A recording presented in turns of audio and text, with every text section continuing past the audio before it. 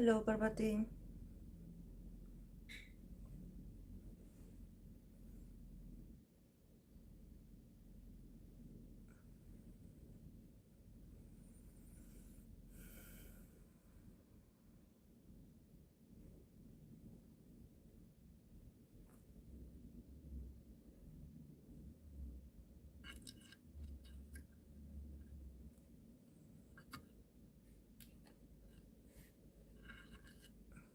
Hey, Spirit.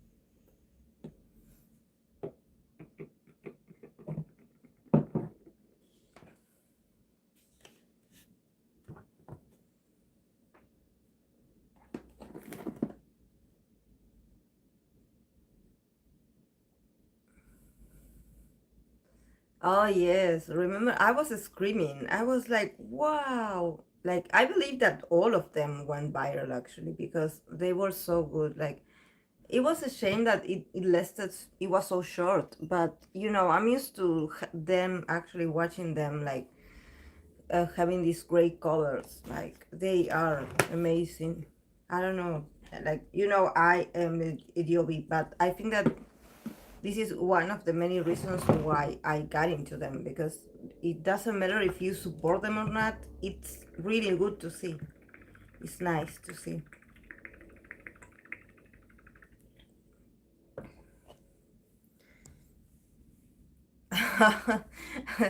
Thank you, Spirit.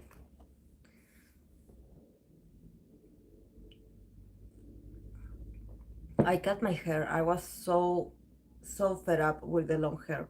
I swear, I tried to keep it, but I have a lot of hair, and it's very uncomfortable. It's heavy. It's a whole process to wash it, dry it, um, arrange it. It's not just like you wake up and your hair is perfect. So yeah, I needed a change. Also, I think that we are in this time of year where we should like do a change. Actually, before this year ends, we are going to I'm going to do a live where we're going to do a sort of dynamic between the members of the community, between ourselves, among ourselves, where I'm going to be pulling cards for each one of you if you are interested, if you want it. And we can do like some kind of new year resolution where we talk, we express ourselves about what we want to accomplish next year, and probably what we want to let go of this year that is already like gone. It's not gone, but it's on its way. So maybe you can do that, and then of course I'm going to put the video on private. So but I think that it would be an interesting dynamic.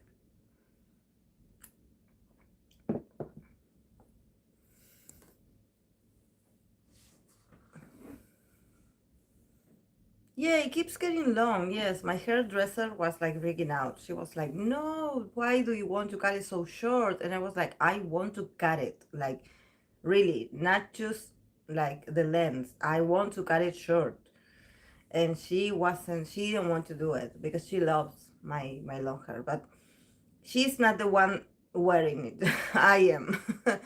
So, and also for me, it's so liberating, like energetically, it's very liberating because I feel like when you have long hair, of course, there are people that praise it, and I'm sure that they mean well. But then, when you are very sensitive, when you are, I wouldn't say a psychic because I don't like those terms, those terminology. But when you are very sensitive, the energy of a room and the off of people in general can get stuck in your hair sometimes. And the health of your hair, hey Hope, um the condition of your hair actually gets worse if you are in an environment not only that it's polluted or that it's, you know, dirty, it's also about the people.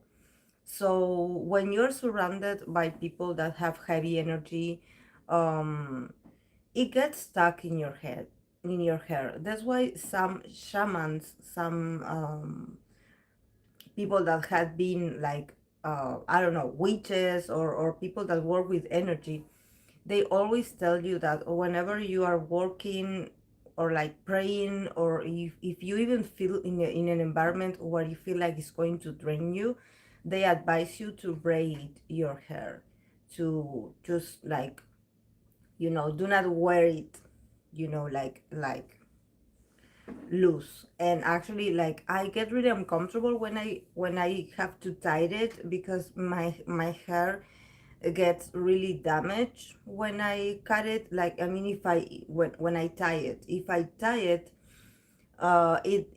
it gets like mark in the place where I tied it. So, you know, it's not that silky and smooth as it looks like. My hair is very thick. So sometimes it looks a bit messy if I constantly like am like braiding it or just put it on a bun, you know.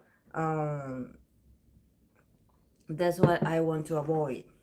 But they say that when you are in a place where there's a lot of energy, the the wisest thing for you to do is to tie it, or to, you know,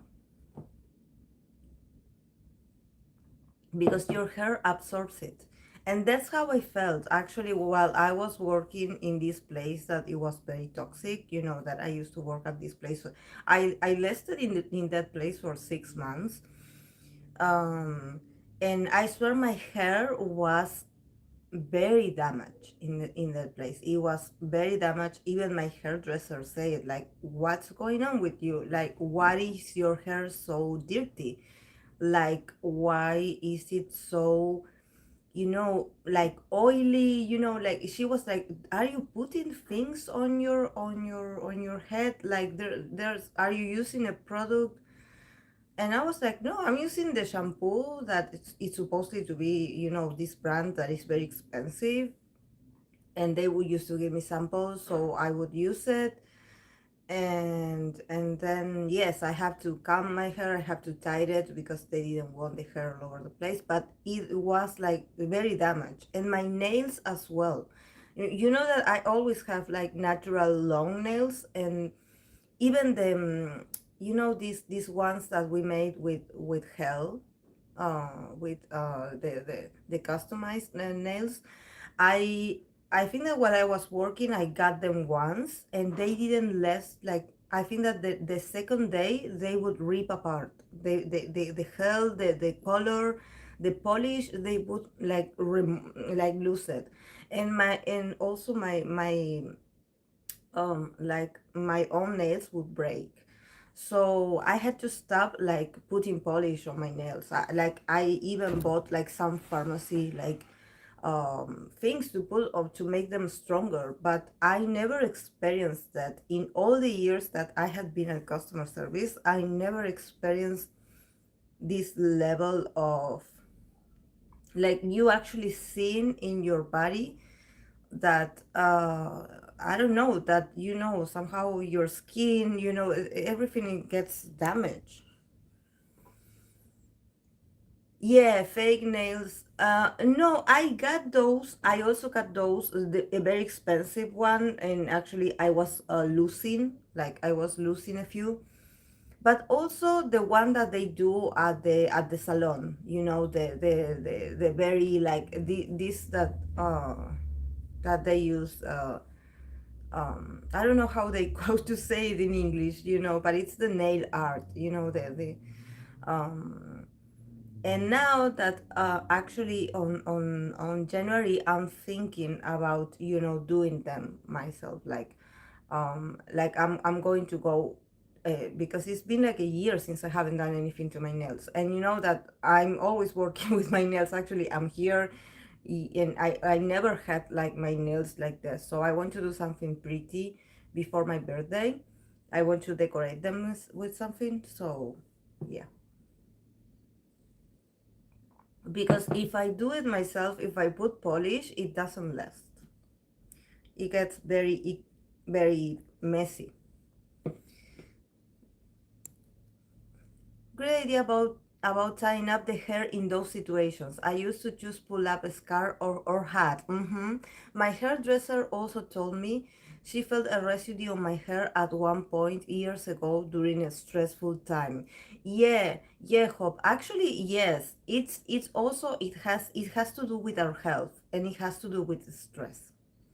So, but I swear, like I was at this beauty side of a pharmacy. So I was like, okay, we get it. In a pharmacy, you see people enter the building that actually could be sick.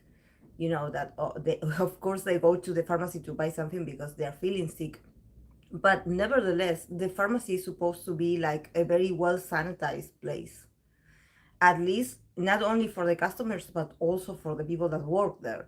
So maybe there was something about the cleaning, or I don't know, that it wasn't. And you know me, that I have lupus, that I have a very like weak immune system, so probably I would catch it, and my other, I don't know, my other co-workers, they would just survive it, but for me, since I'm very sensitive, I would start noticing it like on my nails, on my hair, like my appearance is starting to debilitate.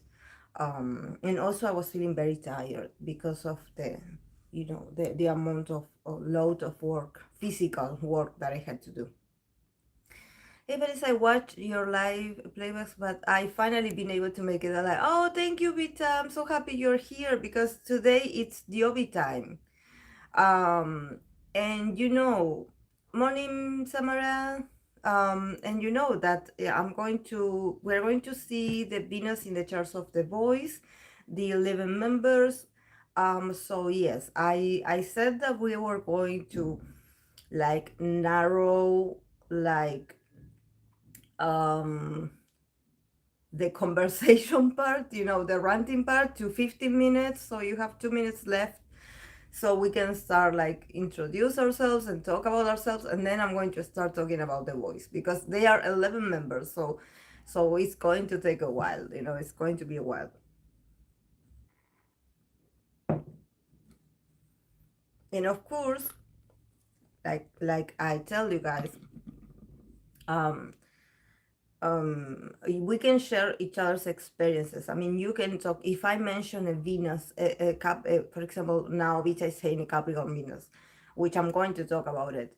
She can also add her experience, because we learn a lot from each other's energy. So this is not just me going to just mention the characteristics of a sign. Let's do this more dynamic. And there are more people coming in, so I'm going to repeat an idea that I have to do before this year ends. I want to do a dynamic between among ourselves that is going to be like pulling cards, for one card for each one of you, the people that are present, and actually to do some New Year's resolution of what you would love to let go of, and what you would like to incorporate in your life next year or to accomplish. So yes, we are going to do the dynamic among ourselves, and then of course I'm going to put that live on private. But yes, it's going to be like a gift for all of you that actually have been very constant here, like coming and spending time with me. Like, I really appreciate it.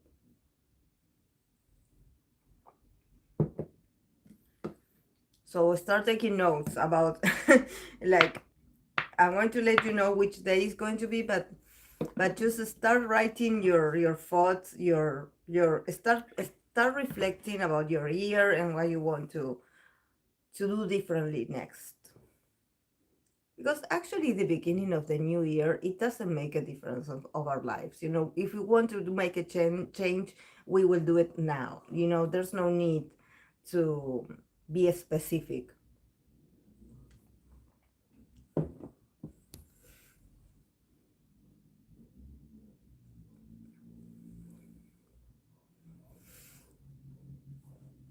My friend is Pisces Venus. I can stand her idea of romance, but she's so supportive of mine that I feel bad. I think I'm starting to accept him.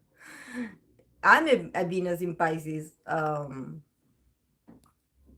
and I swear that it's very annoying for me even.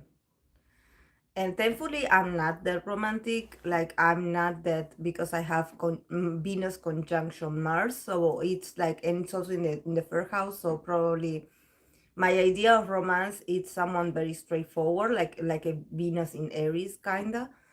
So I'm not that romantic. I'm more like, but I do love intellectual people. Like, I admire and feel attracted to people that are very intelligent.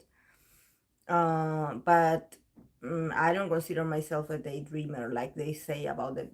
But I also do notice, what one thing that I'm going to say about my Piscean energy, that I have Venus and Mars, is that I think that there are moments in my life where I actually tend to look a lot like a Pisces woman. And a lot of people had said that to me, especially because I tend to be very kind, very like welcoming, and that's not a very smiley, and that's not a trait of a Capricorn nor a Capricorn rising. So I guess I sometimes, my Venus in Pisces, like it influences probably my style, my features, like the way I dress, my style. Maybe I'm a bit more on the hippie side, like not so like Capricorn, wearing all black, for example. I don't like to wear black, actually. The places that I had worn black is because of my job, but I'm more of a colorful kind of person.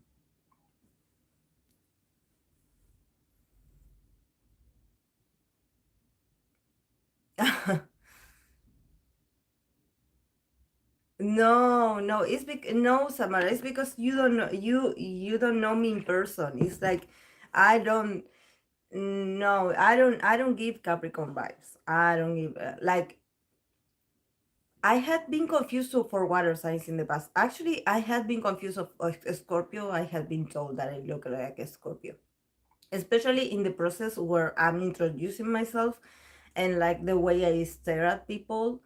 It can be a bit intimidating, but actually, like, I am, then once I start talking, they notice that I'm very nice. But actually, yes, when I am in a new environment, when I am like seeing and listening to people, and observing, I get in this very like intense mode of just observing, not not being so chatty, so but yeah. Oh, really? I have a thing with Capricorns. I normally don't like them. I don't know why. Like, in the sense that, I get why people say we're boring. Definitely. I get why people say we're boring, because and in this, I think that I learned a lot about being very flexible with myself, and I think that if I had stuck to just being a Capricorn, I think I wouldn't have learned anything about life. And this is why I always tell you guys to get a birth chart reading, especially to know the different placements and the different influences of other signs. It allows you to expand your perception of who you are energetically. It's not the same to say, oh, yes, I am this sun sign, that to say, oh, I am this and this and this. I have a lot of sides to myself. I am not the same when I'm at a public place. I'm not the same when I'm at home in intimacy with my loved ones. I'm not the same person when I am performing at work. I'm not the same person when I am in a relationship. About embracing the different sides of yourself and how the signs and also the planets, they influence the way you are, and the reason why people that are the same sign, they are not the same person.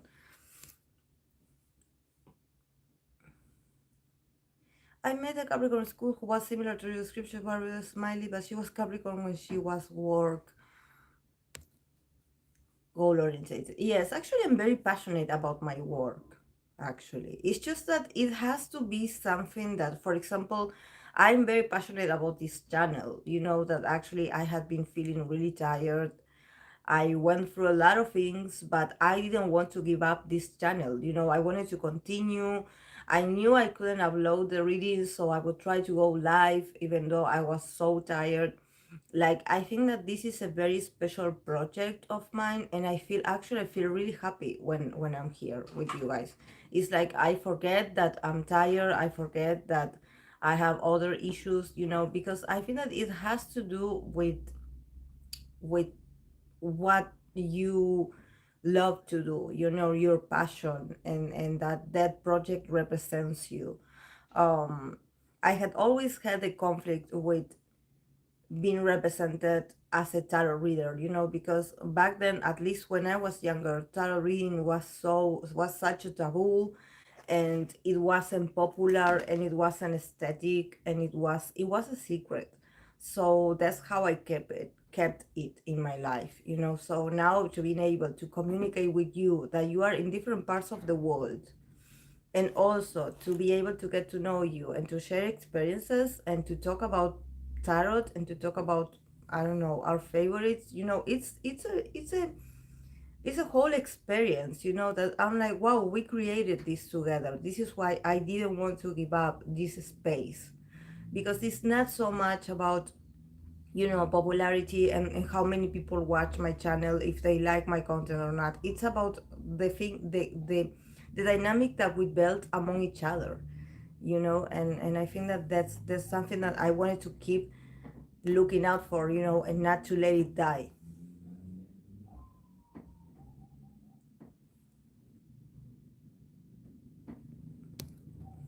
Yeah.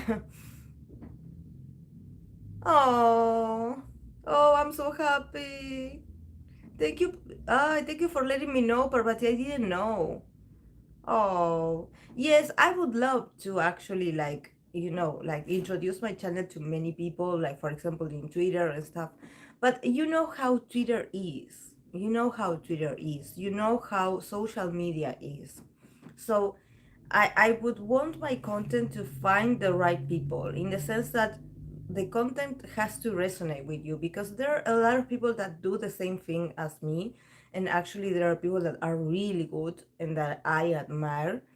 But for me, first is to create a connection with the community. Is for the person, it's not to the point of like where they feel like they can ask me for any reading and I will do it.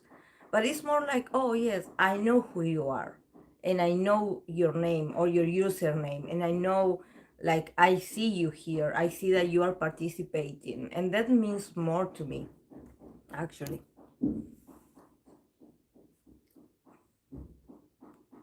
Oh, yeah, I should start a Tumblr page. Maybe I should.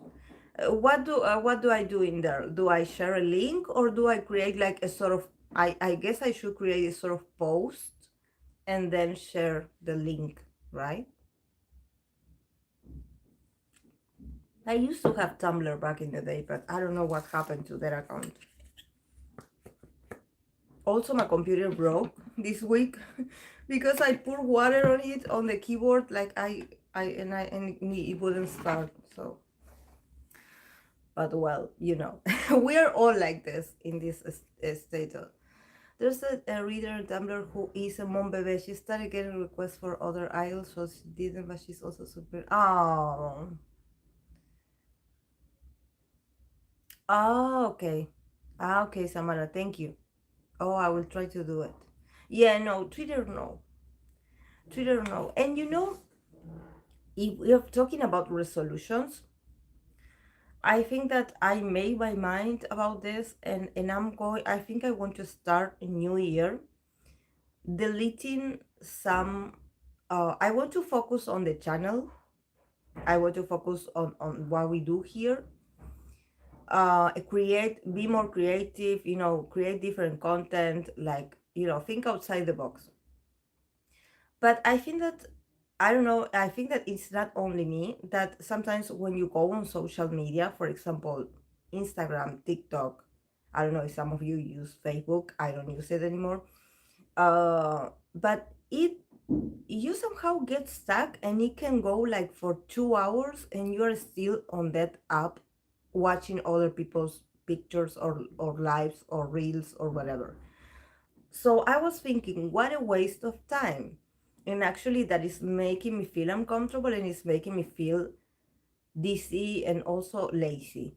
So I think that my New Year resolution is going to be to quit a few social media, like not to, not to be interacting with them, especially TikTok. Like I get really entertained with TikTok. And I love it because some of them do summarize some things, and I do find out about current events, and stuff, and it's funny. But because I don't follow people that just do trends, I follow people that actually, like, I don't know, they have a podcast and they share a brief part of their podcast. So for me, it's more informative, but it consumes a lot of time. So I was like, okay, you want to be more creative, you want to make your content like to be more constant, and I also have to work on my personal readings. So I was like, okay, I'm going to get out of some social media.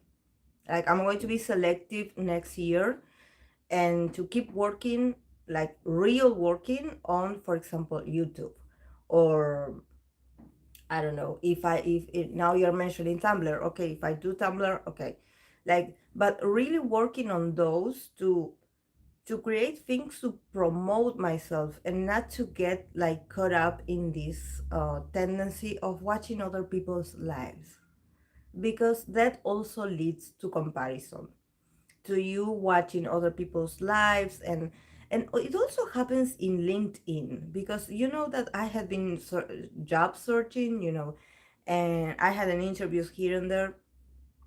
um and LinkedIn is like a Facebook for jobs. Actually, you don't see much job opportunities. You actually see a lot of companies and a lot of people, like promoting their, I don't know if they got promoted.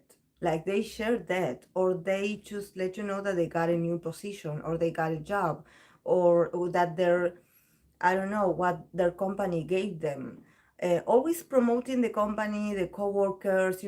It's all about job, of course, but also, like, I think that it's also a bit hypocritical of the companies, that they talk about how great they are, how eco-friendly they are, what they do for the community, instead of actually doing a lot more promotion for people that are job searching. Because actually we are in that app because we're looking for jobs. So meanwhile, you are promoting that you are a great company, yes, but come on, where are the jobs? you know so yeah. Yes, LinkedIn is annoying. Yes, it's very annoying. What's the best way to make an appointment for a personal reading? What you mean, Hope? Like, what's the best way to make? Oh, yeah, LinkedIn needs to be gone. Yeah, because it seems like they shove it to your face, like, oh, we are such a great company. Oh, look how many millions we made. And you're like, you're just promoting the brand. Like, this is a place where people, probably desperate people, are looking for a job opportunity. So, yeah, I know, Parvati, but I think that what I mean is that they it's a lot of advertisement, you know. It's even, it looks egotistic. Yes, it's a business networking. Yeah, I always got it like this. That's why I think that when I got it, I always vision it as a Facebook for job, because I would know ever since I got it. Like, I think that I was still working, but I got it anyways in in no 2016. I think I signed up for LinkedIn, and I started adding people, like I like my coworkers, like, and then they became my former coworkers because we got out of job. But now, for example, I have their contact. Their contact. They are a contact.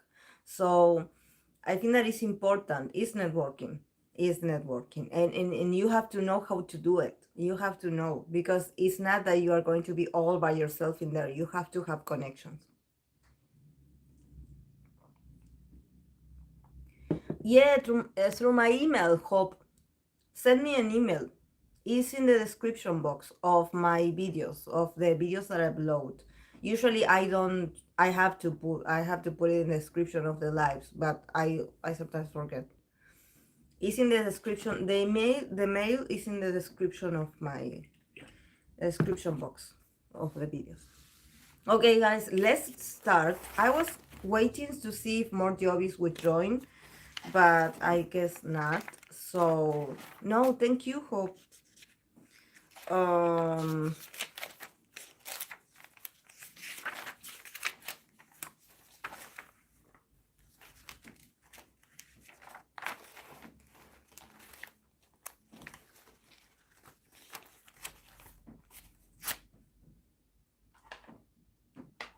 yes. Look, these are my notes. I narrow them like this. Narrow the options because there are 11. Okay, we are going to begin. And actually, I think that the list that I got, it starts with the oldest to the youngest, I think. We're going to start with the Venus in the Sign series, and it's going to be for the boys. And the first member is going to be the leader, Sangyeon, which is my bias, Sangyeon. Sangyeon has Venus in Libra. So, you know, we were talking about actually Venus in Libra. You know that actually Libra is ruled by Venus. So that's the planet of love and relationships. So if it is,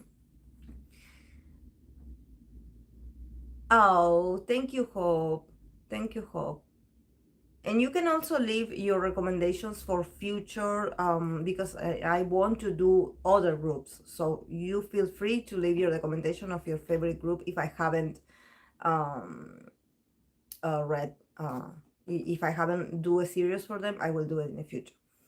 Um, no, Spirit. It's that Jujon is like, I always talk about Jujon because he's my twin birthday, and also my friend, the one that introduced me to the boys. Her bias is Jujon, so I feel very fond of him. You know, I really like him, and I always mention him. But no, he's not my bias. But yes, Sanyon, he is a Scorpio. We know it. It's a Scorpio with a moon in Leo, and he has a Venus in Libra. So I think that relationships probably for him is it has to be very about balance and harmony. Also, Venus in Libra people usually are very beautiful. They have this attribute of also incorporating this Venusian look to themselves. And when they are in relationships, they tend to go through this glow up, where you actually see them a bit more Venusian, despite of the other placements that they might have in other signs and influences. And I think that's probably for Sangyeon. Um, I think he is a guy that probably his life is about others. He loves to make his life about others. Like, he doesn't mind to work for a relationship or to be in a relationship. Actually, Venus in Libra people, they tend to be this kind of people that are always in relationships, that ever since they are young they start dating. It seems like love finds them, or that they always are in relationships. Like, and I think that also probably it has to do with their ability to sometimes not say no, not knowing how to say no, probably if they feel a sort of attraction to someone. And if that person is a bit more like on the assertive side, a bit more like outgoing, or a bit more like in charge, like, okay, like I like you, I want to date you. A Venus in Libra would be the kind of person that they would be like, yes, okay, let's do it. Like, I mean, because Libra always loves to please. So I think that when you are a Venus in Libra, it seems like your whole willpower is about like making the relationship work, making the bond grow, and also like thinking about your significant other needs, and put them in this pedestal, like like, okay, I am a they are a very relationship orientated people, and I think that this is not just to talk about romance, but also probably in his life it's all about others, probably for him, since we are talking that he's the leader, for him probably, you know being the leader, for him to considerate each member and to give to each member the same amount of attention, like that everyone feels like they can count on him,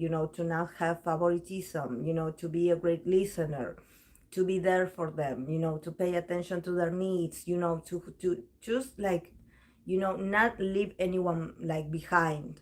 I think that in this case, Sanyon, and I know that in the fandom, they usually like they put this nickname to him that they call him the group's husband, because he does have this sort of um like appearance of a good husband, like a good guy that you would want to marry and introduce to your family. And I think that actually, like, I agree that he does give off that vibe, but at the same time it's like, I think that that's something that probably companies do, that they try to give a certain role to a member, and usually the leaders are seen like the potential husbands, or the more mature ones, or the ones that they would like.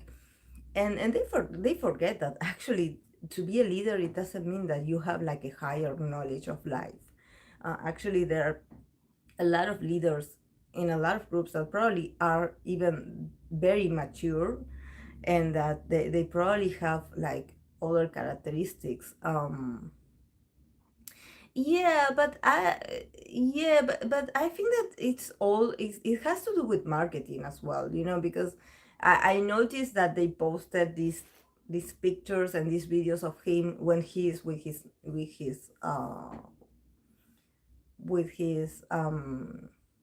I want to say cousins, but they are not his cousins, they are his nephews. And it all adds to the same archetype, I would say. I would want actually to see Sangyeon in another environment, or to have more proof that actually that's who he is. um I think that nevertheless, I definitely sense that he is very organized in his relationships, because he does have Mars in Virgo. So definitely I sense that, yes, Venus in Libra, they tend to be very like lean very fast towards a relationship, gravitate very fast to getting a commitment with someone and being involved in romance. But somehow I think that probably his Mars in Virgo is the one that is going to restrict a little bit his relationships, or probably his need to be all the time like very infatuated and always looking for love, because Venus in Libra people, they sometimes get very much consumed in relationships, and they tend to forget about their individuality. So I think that probably this Mars in Virgo of his is going to be also very important, in the sense that yes, he can be in a relationship, yes, he can be in love, yes, he can be committed to someone, but he's not going to forget that he has to maintain a certain routine, and that he has to sometimes forget about being so emotional and so invested in relationships. Like his Mars in Virgo is going to be like, okay, like I get it, you are in love or you are in a relationship, but let's get back to work. Let's let's organize our matters. Again, this, I don't know why this bot always comes.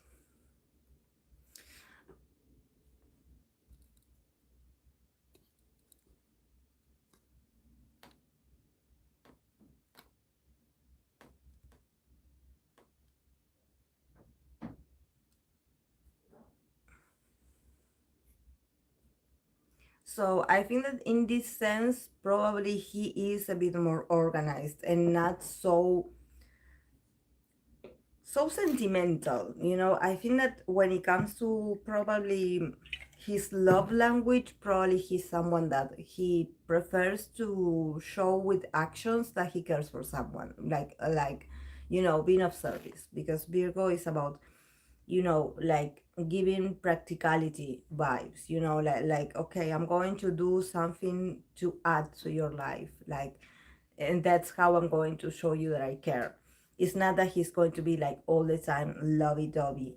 And I think that that also gives him a sort of a structure, and also like pulls him out to reality, because somehow Venus in Libra influence people, they always are watching with this pink color glass about their partner, and actually like idealizing their partner a lot, or not their partner, but actually I think that they idealize the idea of love and also the relationship itself. Probably in their mind they could like actually like think that okay, there's something wrong in my relationship, but I'm going to keep going because you know it's my relationship, like I'm invested here, and we are supposed to be together forever. And also Venus in Libra, um I think that this is something that in my experience, since I dated one, I can say that something that I would always question him is like why are you with me? Why are you with me? Why do you choose me? Why are you in love with me? Because sometimes Venus in Libra, they are in love with the idea of being in love. It's like they love to be in relationships. So sometimes they precipitate to be in a relationship because they want to experience being in a relationship, and they want to be someone's a special someone. So sometimes is a bit insulting, when you're like, okay, are you with me because you really like me, or because you feel lonely and you want to be in a relationship? That's something that yeah. Hello, Rim.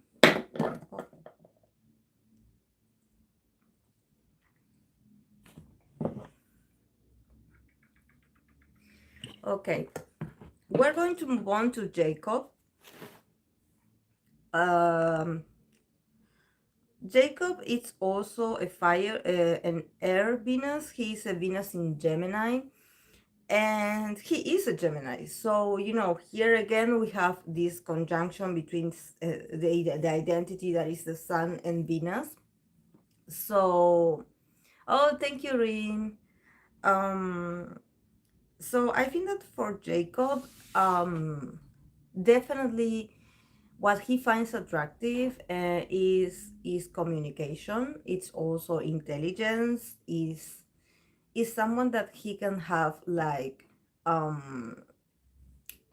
great conversations with, someone that he communicates with, and actually he probably will feel attracted more, not so much about the looks of the person, more more for the way they talk, the volume of their voices, the tone of their voices, how they express themselves, if they are intelligent, if they are someone that is very like informed about things, someone that can share knowledge with them.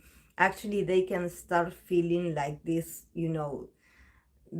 feeling of, oh, I really like this person, when they have a conversation with that person, and actually the more that someone knows about stuff and is talkative, the more hooked they are to that person, more attracted they feel. um I think that they crave for knowledge, and they crave for that language, literally language, like talking. It's a way to show love. So I think that to have long conversations, to be with someone also that is capable to put their thoughts, their ideas, and their feelings into words, it's very important. So I definitely sense that in Jacob, that probably for him the idea of love is to have meaningful conversations, and actually to be always communicating, probably, through messages, like don't forget to text him, don't forget to call him, and what, and if it is about what is attractive to them, it can be the sound of that special someone's voice, and how, I don't know, how cold they are, how knowledgeable they are of things. Actually, there's a term in Spanish that I don't know how it's called in English, that is when you feel sexual attraction for other people's knowledge. So I don't know how that is called in English. There's a term for that. But actually, like, for Jacob is like that. So probably, for him, it could also help that if the person is more talkative than him, because actually, we know he's a Gemini, and his Venus is in Gemini. But he is a moon in Pisces, so probably he is a bit more shy and introvert, and a bit more like, he can seem a bit distracted, especially when he's interacting with someone that he likes, and he can look a bit nervous even in social interactions, because he also has Mars in Virgo. So Mars in Virgo also tends to make you feel a bit like, uncomfortable in social gatherings, and especially when the heart is included, when emotions are included, he does have a lot of mercurial energy in him. So probably, he feels, like he can feel so much, but also not knowing how to express it. So probably if the other person is more talkative than him, is a bit more communicative, and actually is brave enough to initiate the conversation, and also to continue the conversation with him, he could potentially like go for that person. Yes, sapiosexual. Yes, sapiosexual. Exactly. That's the term. Thank you, Spirit. When someone forms relationship based on intelligence and emotional bond rather than physical attraction. Yes. Yes, I feel that probably for him physical attraction must be really weird. Um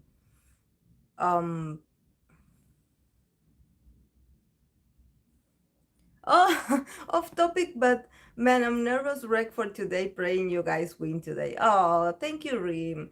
Actually, I don't care about soccer. I don't care. I mean, I don't. I know people here. There are people that didn't go to work. There, the malls are closed. There's not going to be transportation today, so everyone is going crazy for the finals of the World Cup. To be honest, like, we had lost to France before, so, and I think that it was with the same team of people. So, I don't think, I don't know if we're going to make it. Probably, if there's like something, we have a great team this year. There's a lot of young people in our team. It's a whole different team. So probably, but I actually don't like, I don't know, guys. I always have this feeling that there's some arrangement in there, because somehow it seems like the same people always wins, or there's like a pattern. So, and we're always this close to win, but we actually haven't win. I think that in 23 years or something like that. I don't remember. Um, but yeah, I don't like. I will not ruin the mood for people that are really excited, but I don't care. Like, I don't care. Yes, it's going to be very nervous wracking. Like, I don't know. I'm sure they're going to give it their all because yes, it's their career. But yes, it's always Latin countries and European. Yes, but it always leans more toward the European ones. I always notice that. Um, Actually, I had like listened to a bit of some people being very discriminatory towards our country because, well, but it is what it is. We cannot change it, we are who we are. So, and that's, like I was mentioning. uh oh yeah, I'm sure. Yes. Yeah, I know, Rim. Yes, that's how a lot of people feel. It's just that we had our, like, when it comes to soccer, like, our achievements had always been looked down on, so, I don't know what to say about that. Me too. you know so I don't. I think that they have this very formed idea of, since we are from Latin America, that we don't matter, but our players do really well in other countries and also in other teams, and they help their teams to win. So I don't know what to tell you.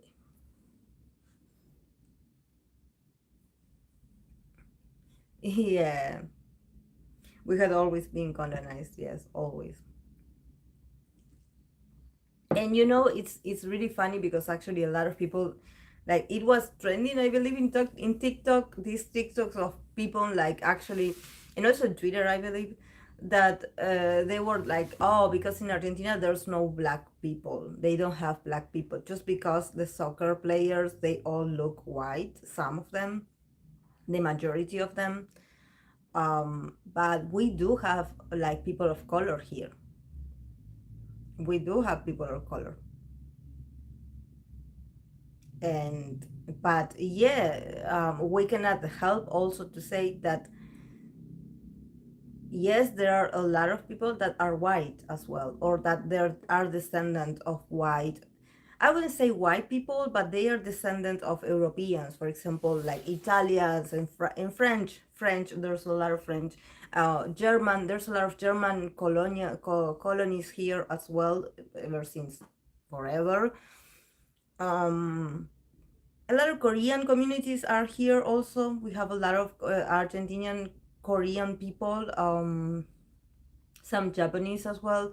So, but we are, like I always tell you, we are not white, but we are also probably not so much on the darker side.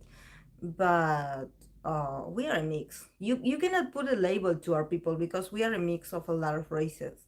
But yes, I get it that probably if they see a lot of, I don't know, blonde and blue-eyed people, they question if we have, like, black people.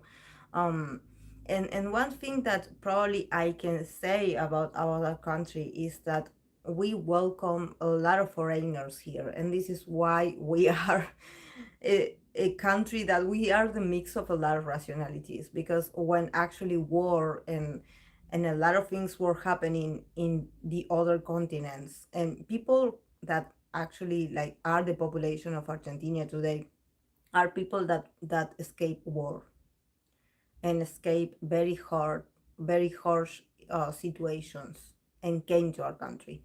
So we are very respectful of other people's nationalities, and we also don't try to be very respectful when we address other people's races, because we are a mix of those races. even if we don't know exactly what part of the generational tree it is, but we have it. We have it in our DNA. It's because unfortunately, Vanessa, the people in your country believe in be as close as white as possible. Yeah. Italian descendants are Latin in Argentina. Yes, Messi is one of them. Yes, actually, the soccer players they are the descendant of. But we do have like black descendant players. It's just that they didn't make it to the to the World Cup, but we do have them.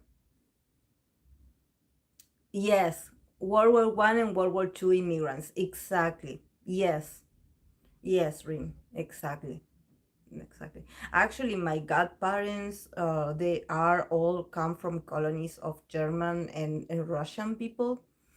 Actually, I went to a German school, and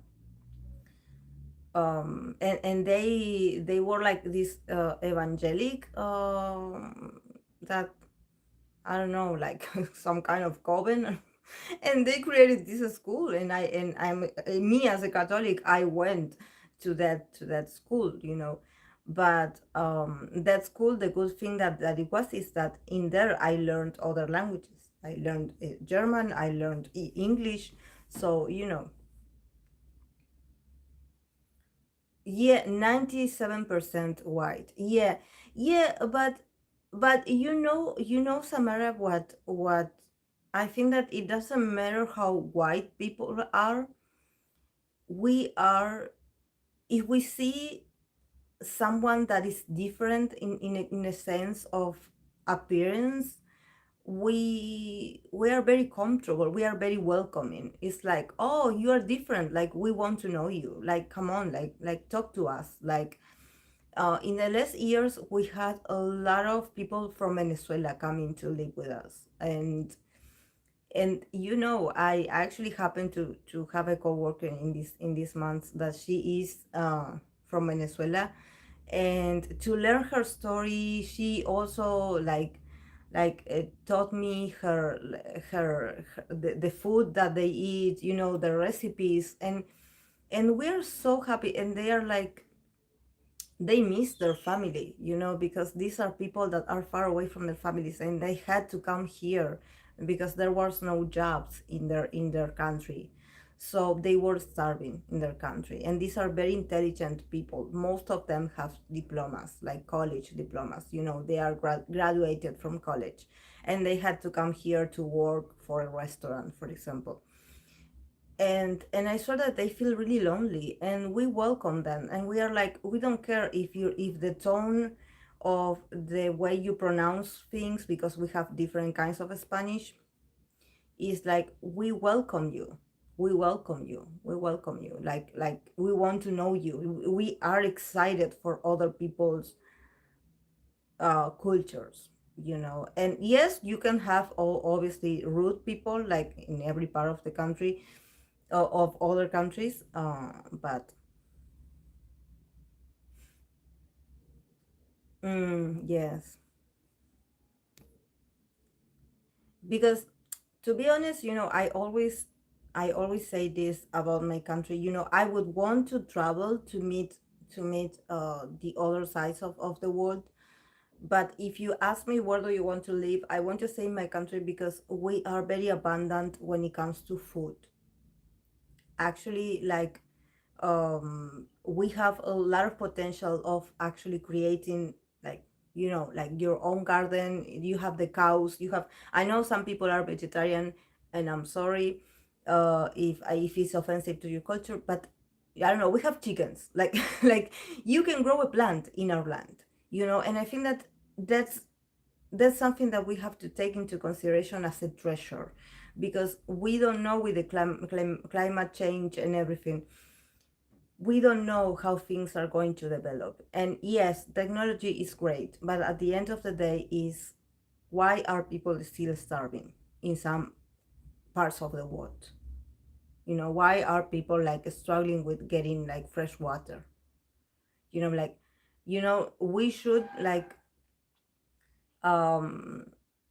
because yes, I know we are at the at the end of the world, of the globe almost, because we are like this tiny town, this tiny country. But I always feel very proud that if someday the world needs food, and if you ever feel like you cannot feed yourself, if you consider to come to our country, you are welcome.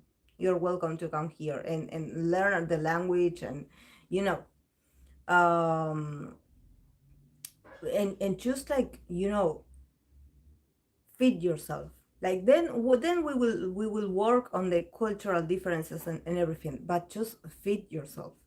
This is why I think that we should always take that into consideration, that what will happen to the world if something, you know like, think about our physical resources, not so much of like, oh, I have the last iPhone, or this card, that is the latest technology. Yes, but cards don't fit you, and batteries don't fit you.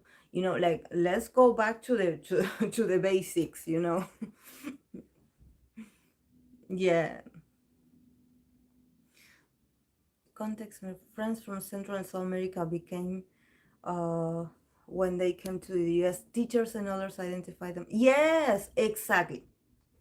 Exactly, Hope. Yes, I definitely, I think that, hey, Fluffy, I think that that's something that we should take into consideration.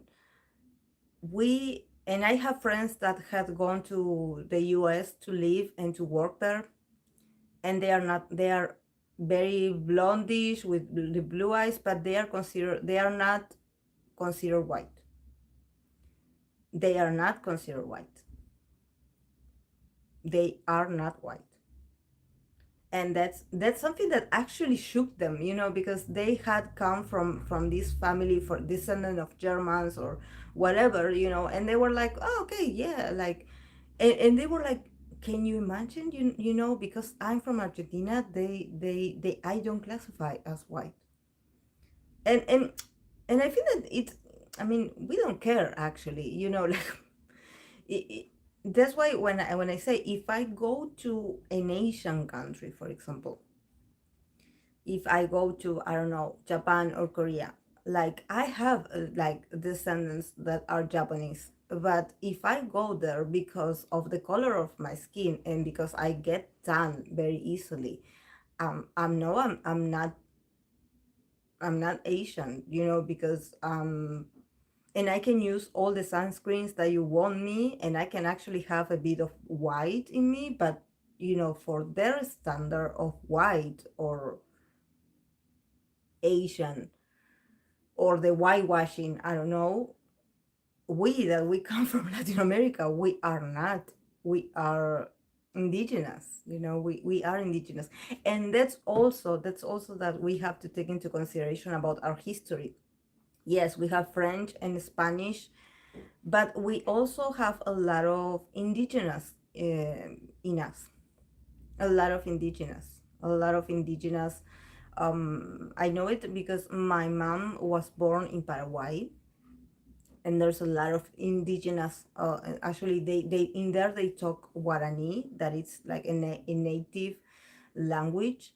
So I have a bit of that as well. I am like a mix of, in like, I would we call it Indian here, but it's not Indian. I don't want to disrespect actually the Indian race. But we say that it's the indigenous side of ourselves, and yes, we are influenced by that. We are influenced by that.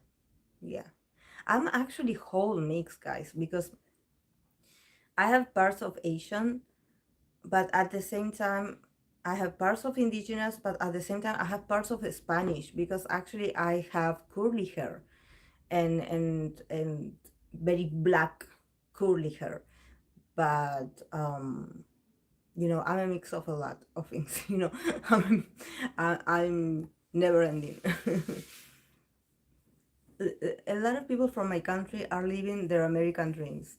The brain drain thing is going to damage Americans as our country people are taking their jobs. Yes. And actually, I would love to go to America, but I sometimes I think, like, I don't know why we're talking about this, because we should be talking about the boys' picture. but I think that since it's a sensitive subject, but I think that it's important, since I think that what we have in common is that we are from different races. So I love to share this with you. Um, like I do worry about the race, the like the racist in the US, because actually here in Latin America we have different races. And yes, I know that I'm brown, I know that I'm brunette, but I had never been treated in a racist form. I had never been like the target of racism. So I don't know how it would affect me emotionally if I go to an environment where to be, uh, I don't know, to have this episode with these racist people, how it would affect me. Because actually I think that and I think that this is something that maybe it happens to a lot of foreigners. When you are in your environment, when you are in your culture, you somehow get used to the idea that yes, this is me, this is who I am, yeah, like, and you are comfortable in your skin. But when you go to other cultures and they somehow make you feel like you are different. So I don't know if I would be emotionally ready for someone to point out that I am not welcome, or that I don't know, that I don't want to say I don't belong, because actually I know that I don't belong there. But we never hear experience like racism, like, so I don't think we deeply know what it's like. Oh, this again.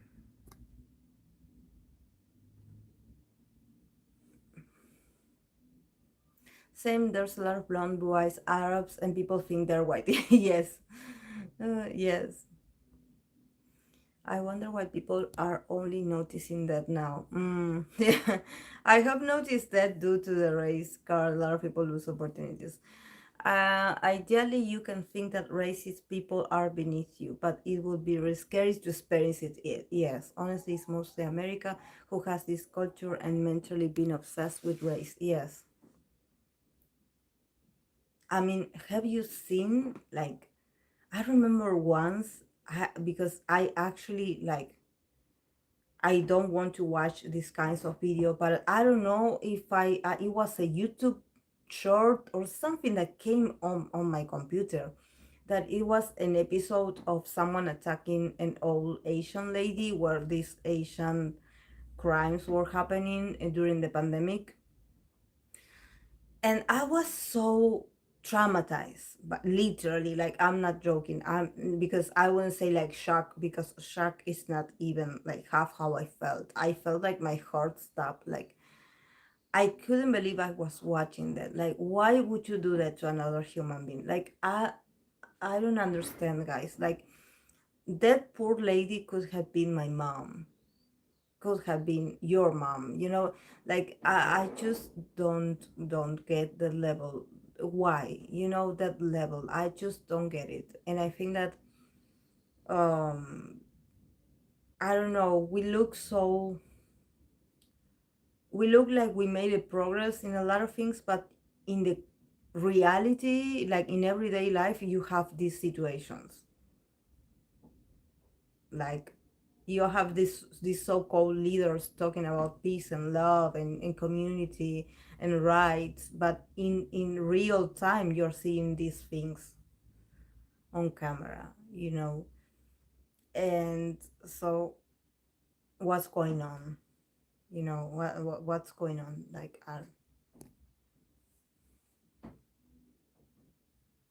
yes, unfortunately, we have some narrow-minded people in certain areas here, some that were racist analysts by the former president's childish yet dangerous ignorance and narcissism. Yeah, and they have weapons as well, Hope.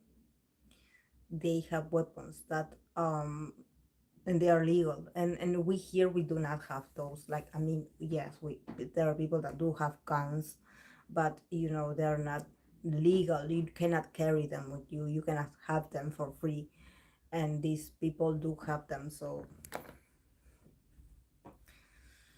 Over here is different of racism. It's based on casteism. It's more terrible. I'm close to my Asian communities in San Francisco. That pushing down elders was messed up. We know elders who fought back. Yeah, and they are so tiny. Like, how can you push them? Like, I don't know. It makes my blood boils. I don't know. I don't know. I don't know, guys. I think that okay. Let's not go that deep. Let's continue with the boys star reading, please. Please, please. I'm sorry that this went to this. I'm sorry. I'm sorry. Um, yeah, that too. That too. Hope. That too. That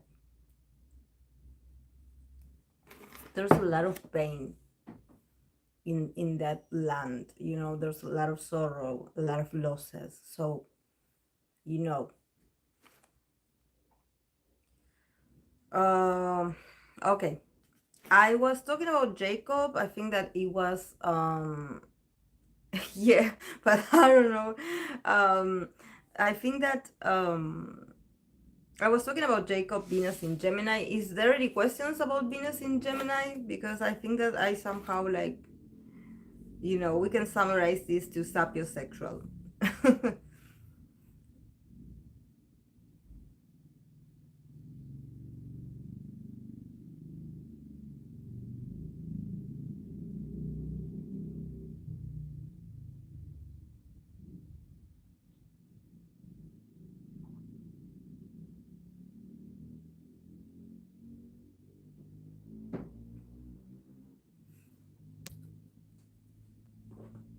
Okay, let's move on to Jonghoon. Jonghoon, he is like the opposite placements of Sangyeon. He is a Venus in Virgo and a Mars in Libra. And some people say that actually his rising is in Virgo as well. So I think that it could make sense because he does look a lot. So far we made two. We have eight more to go. So I think that for Jonghoon, since he's a moon in Libra, definitely there's, even though he's a Leo, sometimes I do confuse him a lot with Libra. I forget that he's a Leo. Because he seems very flirty, he seems very very devoted to the Diobis, very devoted to actually always looking good and always looking presentable and being a sort of very charming prince, very ideal kind of person for especially aesthetic and taking care of his image so he can look flawless for Diobis, for the fandom. And then I look at this Venus in Virgo, and this is something that I think that I had is this experience that I have with Jonghoon, is this perception that I have of him, that actually for me, I find it hard to feel attracted to Jonghoon because I feel like, yes, he's beautiful, but he's too perfect, and I think that we mentioned this, like he gives me this vibe of that it wouldn't be easy to approach him, even though he's actually very nice, but there's something about, I don't know, if I think that he puts a lot of effort into being perfect. And Venus in Virgo, it maybe can give that sort of like influence of like, yes, with all this Libra and Venusian energy that he owns. But Venus in Virgo is a placement that is not very comfortable for Venus to be in Virgo, because Virgo is very perfectionist. Virgo is very analytic. So if you put it in a planet of love and attraction, it's not going to be very comfortable for that person to create relationships, actually to be in a relationship, or to actually be very like demonstrative or romantic. there's going to be something in his love language that it's going to be a bit like block. Like probably if he likes someone, he can act a bit on the cynical side, and actually like being very critical of that person, or actually being very observant but making like commentaries, or saying something to that person where it's going to get awkward. Venus in Virgo people, they also, Venus in Virgo makes you feel so nervous in relationships that probably is like you want to make the first move, or in and somehow you become so paranoid about, does these people really like me, like I'm not feeling that confident in showing my flirtatious side, or in showing my intentions, because I don't know how to do it, because suddenly, this very mercurial thing comes into play when they are attracted to someone. So probably the only way they can show that they are interested in someone, like sexually or romantically, is when you start seeing that they are doing a lot for that person, especially like, okay, can I help you with someone, can I help you with something, can I be of assistance for you, like, do you need me to help you with this, do you want my help in this, I can help you with this, but not romantic, not romantic at all. Actually, I always, when I see Venus in Virgo in someone's chart, I always am like, I'm sure that if you are in a relationship, it's because the other person took the initiative to stop the connection from being awkward, because Venus in Virgo can take forever to actually decide to to be in a relationship, even though they can feel a lot, and there could be another placements that could indicate that this person is ready to express love and to be in a relationship. But Venus in Virgo is always going to be that factor that is going to make it awkward, especially when they are in front of that person that they like. They can act very irrational, actually, and too into their minds, too intellectual, too on the defensive, too nervous. So, yeah.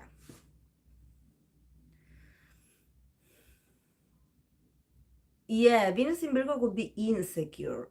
Insecure. Actually, they can be secure in a lot of things, but in love, it seems like they become very restless, and actually, it is this sort of people that they make their potential partner very nervous. Like they make you insecure as well, because you are like, do you really like me, or do you despise me? Because you are acting very weird right now. So you definitely have to be patient, and you have to be also a bit more intuitive than them to somehow decode their language, and being like, okay, you are being irrational, but I'm sensing that since you are sitting next to me, you probably don't hate me that much. you know Artists' Venus sign is very visible, I think, in their style, even the way they sing, which makes sense for K-pop. Venus being the planet of arts and fashion. One girl I know, Venus in Virgo, has been in a long relationship, and I feel the same as you. She seems more into doing things for him rather than romance. Yes, they become this sort of very effective, like um, I wouldn't say like manager, but they are like this assistant. They assist the person that they love. It's like, what do you need? Do you want me to go get groceries? Okay, I will do it. Do you want me to check out if we need anything in the house, or we need something to be fixed in your life? Like, I will do it. And that's their love language. That's their love language. It's not going to get romantic. It's not going to get to the point where they are going to write a love letter, and they are going to be expanding how they feel, because somehow there's a lot of in intelli- intellectualization intellectualization into the process. It's not that they do not want to, and that they do not have the feelings. It's just that they cannot process it properly. There's a lot of nervousness in here. but he also has Mars in Libra. So, you know, again, Mars in Libra, Moon in Libra. So definitely Jung-hoon is someone that he can go back and forth um, with being very pleasant and very nice to people around him. So he does have the Venusian vibes. But at the same time, I think that this is someone that I think that in his case this would work really well for him as an artist, and actually for him to work in the beauty industry, because he does have a lot of very favorable like placements in Libra, for example, Moon and Mars. You know, so he's like a walking beauty. He is beauty. He is the definition of elegance, of harmony. But when it comes to relationships, he can be a bit of a virgin. You know, and this is why I say that Venus in Virgo, it restricts romantic relationships. Actually, there are a lot of Venus in Virgo people that I know that probably they never had a relationship, or they never had like a formal boyfriend or girlfriend. And for them, it takes a while to actually meet the one, you know, and be in a relationship, because for them, like, romantic experiences are so, they seem clueless about what to do, you know, like how do I do this, you know, and they get very paranoid in that apartment, you know, in that aspect. So they can look a bit cold in relationships and in connections. Yes, they become their partner's secretary. I missed the part about Sanyon, but he has a Libra Venus, and I noticed a lot of vocalists have Venus in domicile or exhausted. Oh, yes. Yes, Fluffy. Exactly. I haven't had someone do things for me in long. Someone spoiled me. I'm lazy. Oh, yes. Me, Pisces, Venus, I would appreciate a Virgo Venus. But actually, they do get on your nerves because they do not tell you exactly what they want out of you. So, you know, like, even though I can be patient, they are confusing. They make you doubt yourself. Like I don't know what. And it's not about what are we. It's more about, like, do you really like me? Or it seems like, I don't know. An astrological site called me manipulative. I'm trying to be a better person these days. Okay, let's move on, guys. Let's move on now to Venus in Scorpio. Now we are getting, you know, it's getting hot here. Let's get a bit more passional. Let's get a bit more intense. And in this case, we're going to talk about the Venus in Scorpio of Hyun Jae and Q. Chanmi. Chanmi for the people. But there's a difference. I'm going to first refer to what it's like to have a Venus in Scorpio. That I think that we talk about it a lot, because actually there's a lot. Hello, Agustin. There's a lot of, like, actually a lot of idols that do have Venus in Scorpio. So, you know, for the arts, it's also like very nice to see a Venus in Scorpio placement. But in relationships, I think that we know that here the main key, the key word is intensity. Does this mean that they are good in relationships and that they are meant to be happy in relationships? Probably not.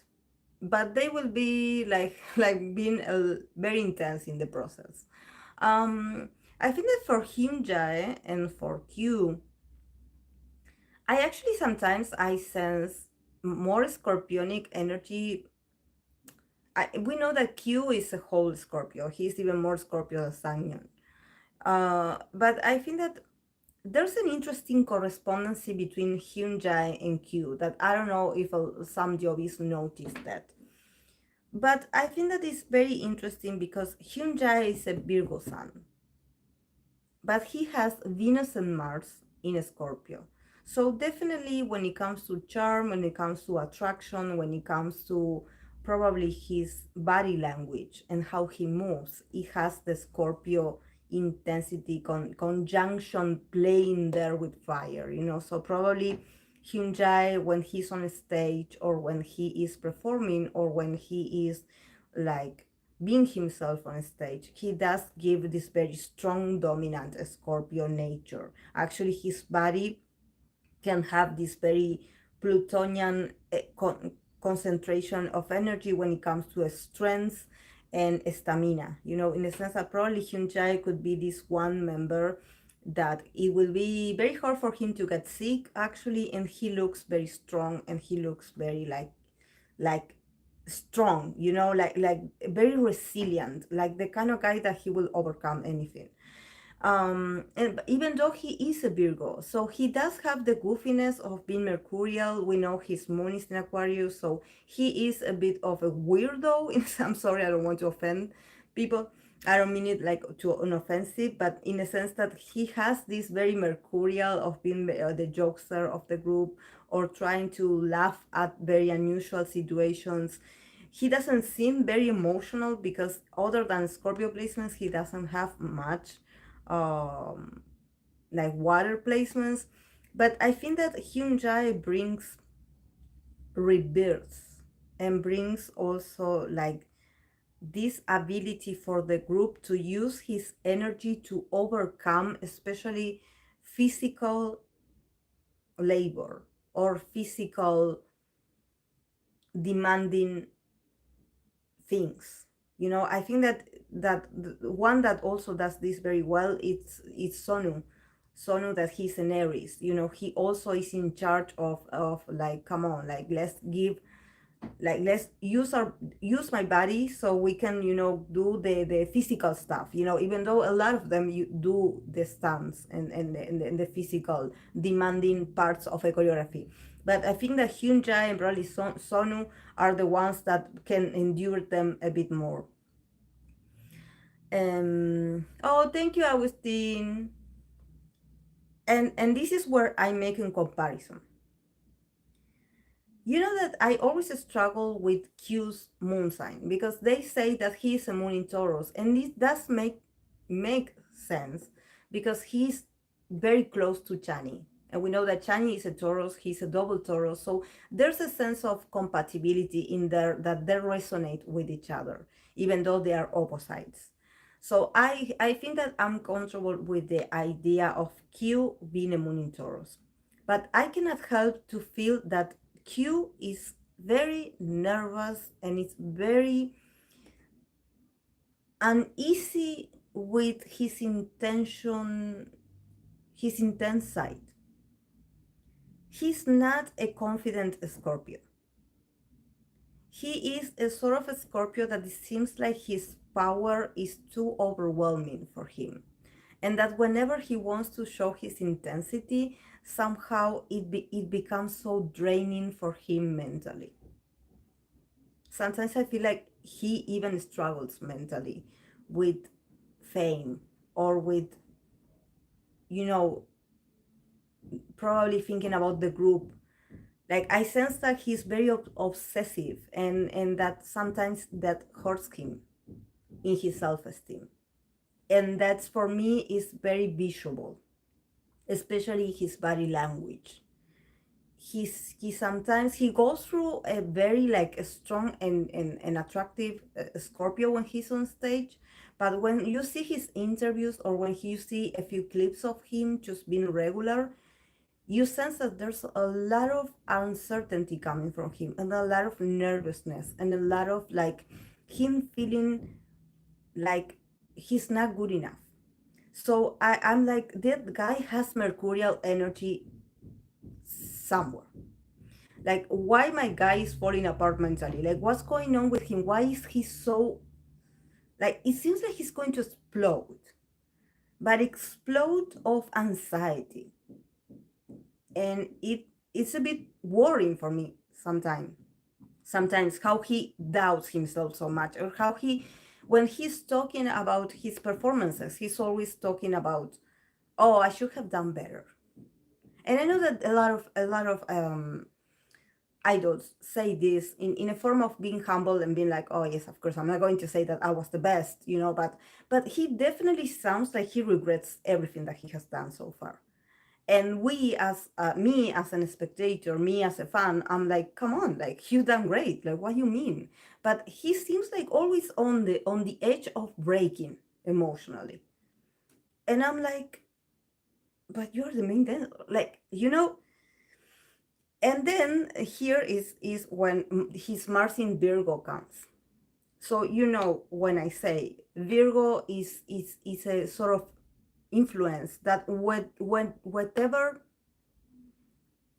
planet it touches, it brings this sort of nervousness, this sort of restless nature of like overthinking and like, I don't know if I'm doing this correct, like it's not perfect enough, I should keep working, like it being exhausting, and also not exhausting to him only but to others as well, almost to the point of not being really good to have him around, because it's like you're becoming obsessive and you're becoming like a danger to yourself, like stop it.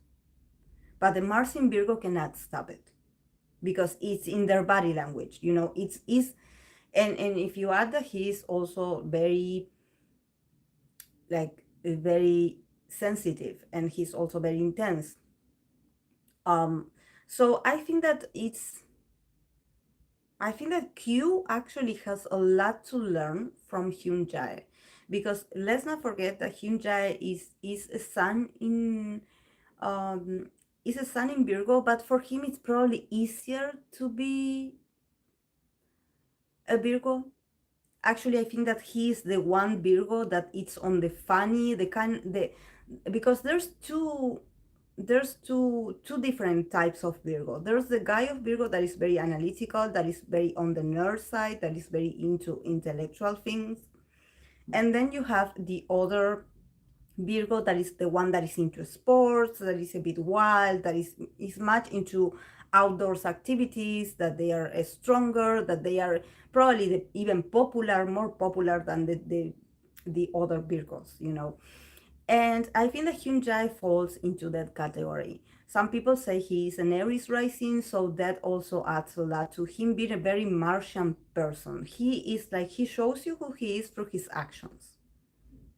He's not going to be, when it comes to personality, probably Hyun Jae is not like the most eloquent person in the room. He just plays his role with his body. Like, what do you want me to do? Do you want me to perform like 10 hours straight? I will do it, because he has the endurance. And he's also very like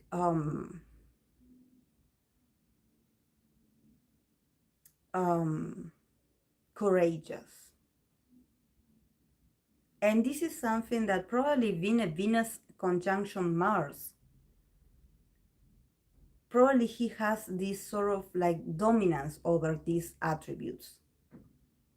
It's like, okay, like I know I am intense, like probably people around him feel the intensity, but he has it under control and he uses it for his benefit. So probably it's also in a house that it has a purpose. It's not a Venus and a Scorpio that is just love and relationships. It's also for, I don't know, for his work. So he's a great achiever. So in the sense, I think that he could be a good influence for Q, because Q is like, he is the embodiment of a Scorpio, because his naturality is to be intense. But that Mars in Virgo of him, somehow it makes everything so awkward, and it makes him doubt himself. And every little step that he does is like, probably he didn't sleep like three nights in a row to do a solo performance. And I think that he's the type of guy that he needs to rehearse in time. So if I don't know, if the company is like, okay, you're going to do this performance, but we only give you 2 hours to rehearsal, I think that Q is going to really like have a mental breakdown. And this is not because he doesn't know and he fears that he will not learn the choreography in time. This is more like I need preparation. This is his Mars in Virgo talking. I need preparation. I need to incorporate this in a routine. You cannot let me know in time, like as we are speaking, that I have 2 hours, because like I'm losing it here, you know.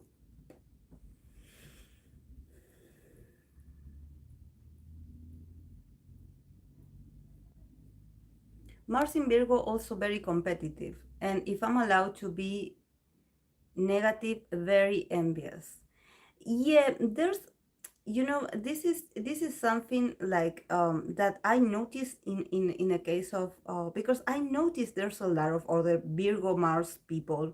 I'm sorry, Virgo Mars, yes, Virgo Mars people, and I don't know why for Q it seems like a course. I don't know, because that guy has a lot of good placements, but somehow it does affect him emotionally, and I seen it.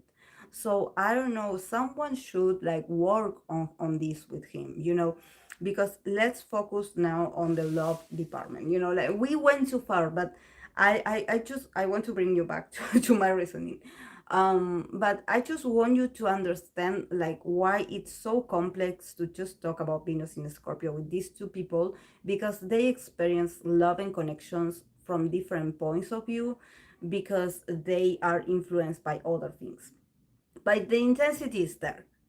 And obviously, a Venus in a Scorpio person is always going to want to experience this very passionate and chaotic, even like love and death situation kind of connection with someone, in the sense that probably for them to enter a relationship is going to be very like dramatic, like probably meeting someone and not being able to see them or to be with them, like always like somehow like a very intense kind of interaction, where it seems like if you're not with that person you're going to die, like a lot of life and death situations. And also, since we're talking about life and death situations, it can be like having relationships and then breaking up and then going back with that person, or like not sure if we are over or not, and actually it's a bit like um how can I say this? It's a bit like contradictory, because actually, um, Scorpio is also about endings, but sometimes Venus in Scorpio doesn't know how to end relationships properly.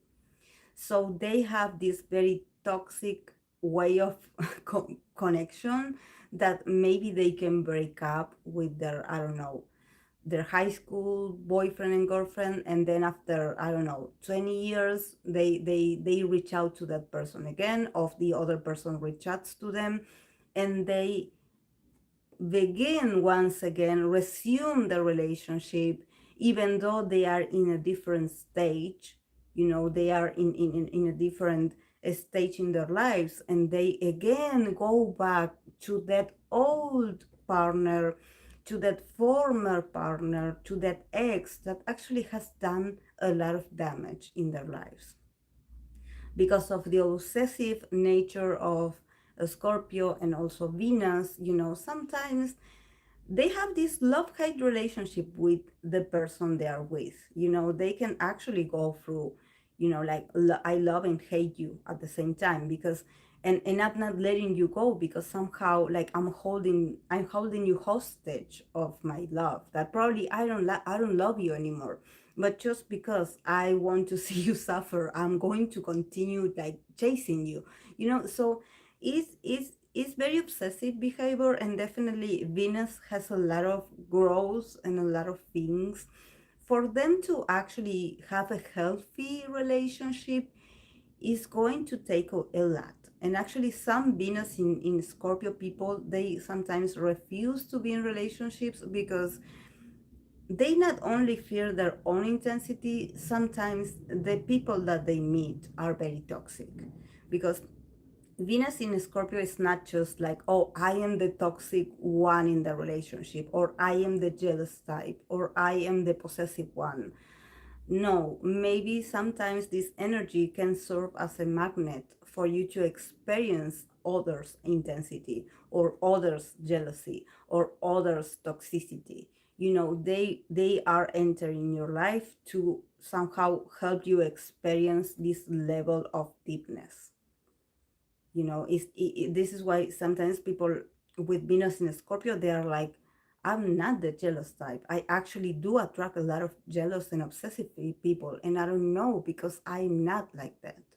So I think that probably the Venus in Scorpio challenge and also lesson is to learn that even though you can have very like intense connections and relationships and feel like if you break up with this person you feel like you're going to die literally, and you feel like you cannot move on, and you're always longing for that person and you're thinking about that person. Sometimes you can be actually happy without having that intensity in the bond, that actually their whole process of learning, it has to do with learning to create a relationship that doesn't include that level of intensity and drama, and you hurting each other, and you being revengeful towards each other, and you wanting to consume the other person's existence. Because is, you know, a Scorpio is a sign that is also ruled by Mars. So when a Scorpio is in Venus, it somehow like becomes the love scene to somehow a war scene. You know, so a Venus in Scorpio probably is going to be someone that is going to have a lot of instances where they are going to fight their loved ones, and actually their loved ones are always going to feel challenged by them, you know, like as if they are in danger almost to be associated with them, you know, because of the intensity. You know, I think that this is something that is very like very visceral, that you just have to experience it yourself, you know.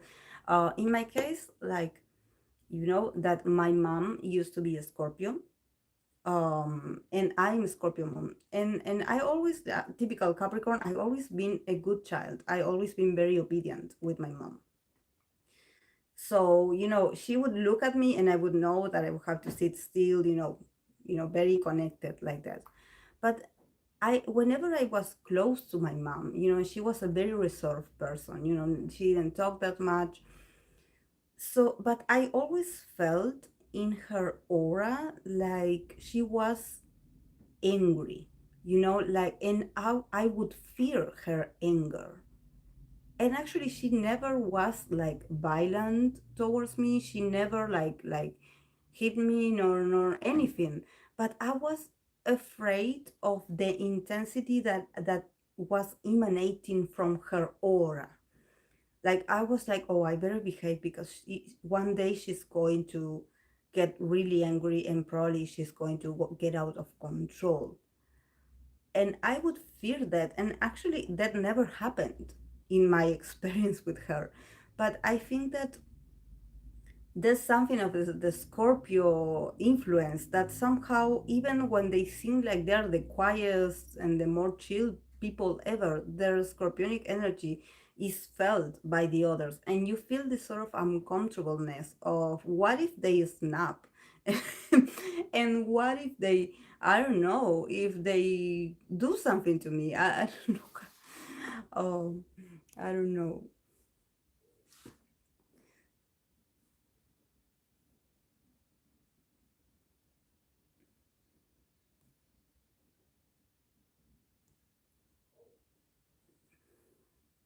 What I notice about Scorpio, Venus, and Mars too is that they don't give up in a relationship. They have a hard time taking no for an answer. Not necessarily in a creepy way. Yeah, but they can be potentially stalkers, yes. And they tend to attract wounded partners, sensitive and dramatic type of people who need saving. Yes, the wounded type is very real.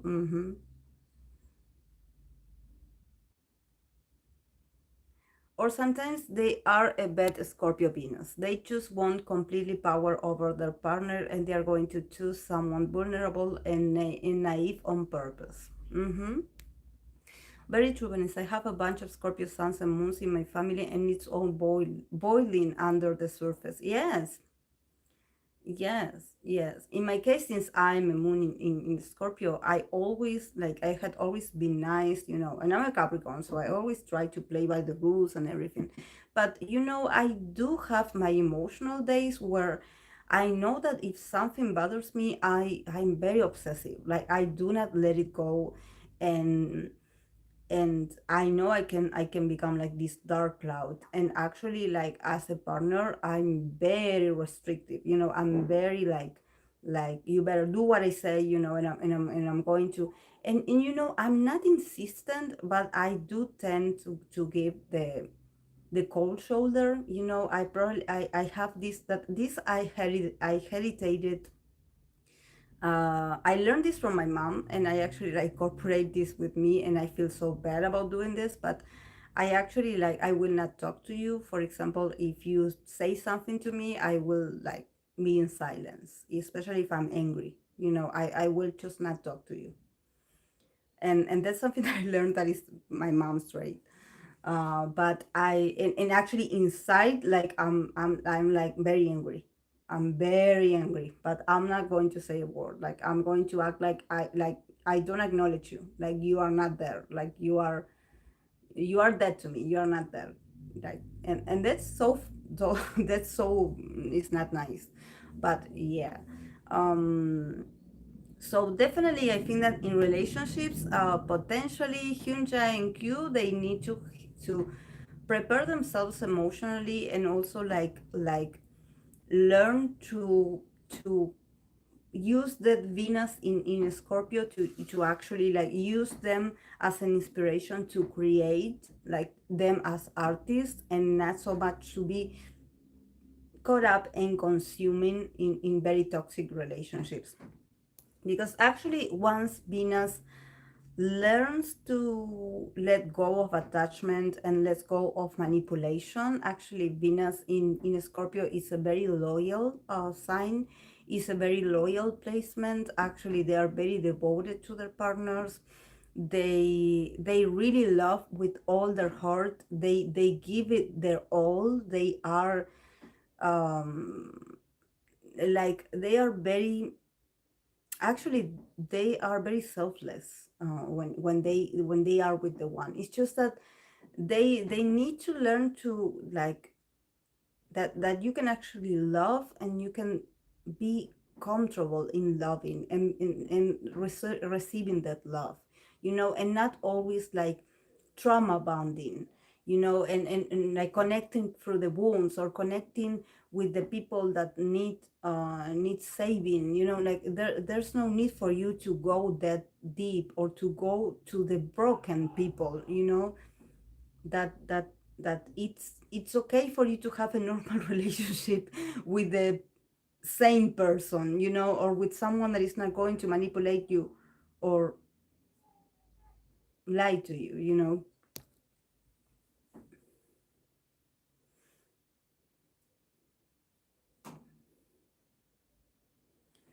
The Scorpio placements are so easy to spot though.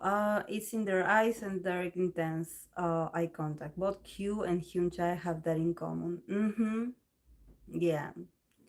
Yeah, it's just that they have to go through love and relationships without, feeling like it's a very like serious and dark and intense, because it's consuming, and it's so draining, and it's not healthy to always fear the worst or be paranoid because you feel something for someone. It's okay to use that intensity. It's okay to feel the intensity, but it's not okay if it drives you crazy, or if the other person is like coming into the relationship with a lot of baggage of a lot of uncertainty and a lot of things that don't actually like helps you transcend, because actually being surrounded or being in a connection with a Scorpio placements it actually helps that person like actually rejuvenate to transform their reality. So every time you have a Scorpio placements near in your life, or a Scorpio suns,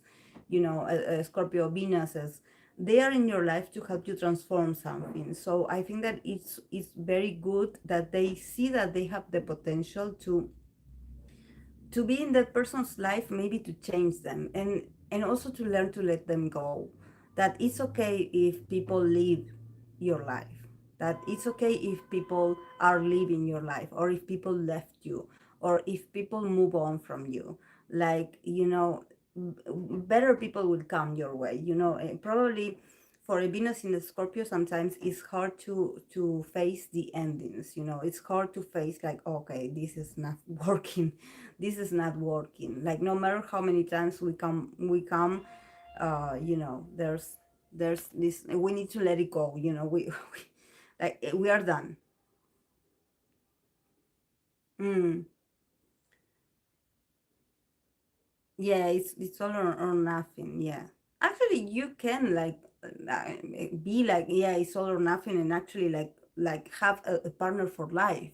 But if you feel like it's starting to get unhealthy, maybe distance for a while is going to be a way of you recovering a bit of autonomy over your feelings, because somehow it's not the person, maybe it's you, and maybe it's some unresolved issues that you have within yourself, that being, because when you are in intimacy with someone that has a Scorpio placement, or if you are the one that has the Scorpio placement, somehow the intimacy of the bond is going to bring out maybe the wounded part of you, and the ugly part of you, and the part of you that you haven't dealt with, your traumas, your ugly side, so you have to welcome that, but also to give it a purpose, not to hold your partner accountable for things that you went through in the past. It doesn't matter, you were betrayed in the past, you were cheated on in the past. Well, I'm sorry that you have trust issues, but I'm a new person, I'm a new scenario. Please don't contaminate what we have right now with what happened to you in the past. Like, come on. Okay, guys, let's move on from the intensity. Let's move on to Jujon and Kevin. They both of them have Venus in Capricorn. Both of them have Venus in Capricorn, and it's also very interesting because they have a lot of Capricorn energy. Jujon is a Capricorn sun, so with that Venus conjunction his sun, it's obviously why he's so attractive, like why his Saturnian energy seems so appealing and so out there for others, very recognizable. And in the case of Kevin, he does have a moon in Capricorn. So, his emotional side, his emotional needs are very well aligned with that Venus in Capricorn of his. So there's a lot of like, actually Kevin does remind me a lot of Capricorn energy. And I think that that's so beautiful because he is a Pisces sun and his Mars is also in Pisces. So, there's a lot of influence. I think that the placements that Kevin has, they are all like very concentrated on that energy. He's either too Pisces or he's either too Capricorn. Like there's this level of very obvious energy. It's not that like a lot of planets working together, so it's great. In the case of Jujon, I believe that he since he's a moon in Leo, his attractiveness and his popularity always is about being the center, but what he promotes being in the center is this sort of traditional beauty. So maybe for some people, Jujon is attractive, or is a guy that definitely gets your attention, but he can become a bit boring in the process, or maybe, I don't know, a bit traditional or a bit too repetitive, in the sense that probably for Jujon, I don't know, stylists tend to give him a certain outfit, or a certain um, a style that had worked in the past, and they keep repeating it, and people are like, oh, but we've seen that before, but somehow there's, uh, for people that love traditional beauty, or for people that are attracted to the traditional standard of masculinity, I think that Jujon is that guy. Jujon is that guy, and also because Jujon can go from being very playful to be this sort of like Greek god, in the sense that also his body and his whole Capricorn energy is very stable. You know, his body language, everything he does is very grounding, is very earth-like. You know, here these two guys, when it comes to Venus in Capricorn, I think that these two guys are very secure that they want to build something with their potential partners, and that they take relationships very seriously, almost like a business deal. You know, probably not very sentimental, like not very in the. Actually, Kevin, being a Mars in Pisces and a Pisces himself, he can try to create a poem or to create something for his loved one, you know, to try to like express a part of how he feels. But actually his moon in Capricorn is always to lean towards the what's evident, you know, what's the proof. Actually, the proof here for a Venus in Capricorn is that they need to see that you are like, why are you in my life? You know, like what's the purpose of you in my life? Like what are you here to bring to our society?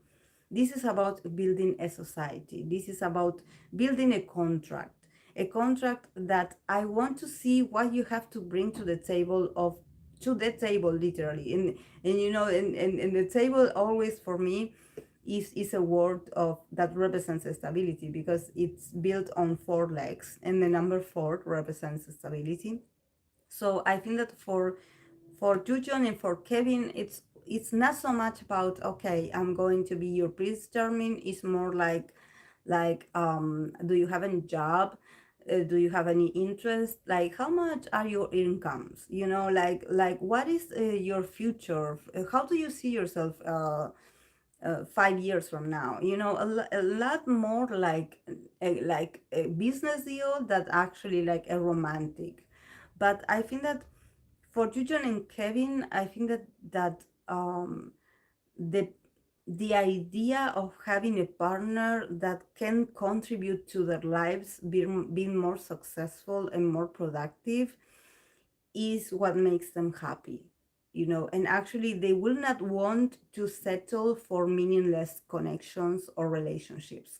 Actually they will be very picky about who they let in their personal circle. And actually probably the people that they're going to marry are going to, or be in a relationship, is going to be um, someone that actually is going to be very stable, and probably someone that they meet through work, someone that they work with. And I mentioned marriage because probably, you know, probably it has to do with marriage. You know, probably they want to marry. They believe in marriage. They believe in the institution of marriage. They believe in the responsibility, and also in the seriousness of like, okay, like I'm with this person, so this is serious. This is a serious business for Jujon and Kevin. You know, relationships is a serious business. It's not something that they're going to take light. You know, it's going to be serious. And also the process of selection, and I know that it sounds very like related, job related terms, but this is like this. The process of selecting who this person is going to be is going to take a while. And also Venus in Capricorn is people that usually they, because Venus is about attractiveness and it's about what you love, so they are very workaholics. They love their job. Their job is their identity, you know. So definitely they will be very busy. They will be very busy people working on themselves first. So what they expect on of their partner, and what do they expect from their bond, and someone that they could potentially feel attracted to, is that person to be a workaholic as well. And actually the moment they lay eyes on that person and they feel the attraction, probably it will be in a work environment. and it will be while that person is performing or while that person is working. So like, you know, they and they also will love like a traditional beauty, you know, not something like very like, you know, they want to see how productive you are, you know, and they feel very attracted to people that probably are very successful or that they have a sort of trajectory. So yeah, it's going to be a serious matter for them. I have a hard time seeing the Capricorn side of Kevin. Super obvious. It's just that for Kevin, you have to see. I mean, have you seen Kevin with dark hair? Kevin with black hair? The eras where he had dark hair, and also like when he wears black suits, you know, very traditional, is Capricorn.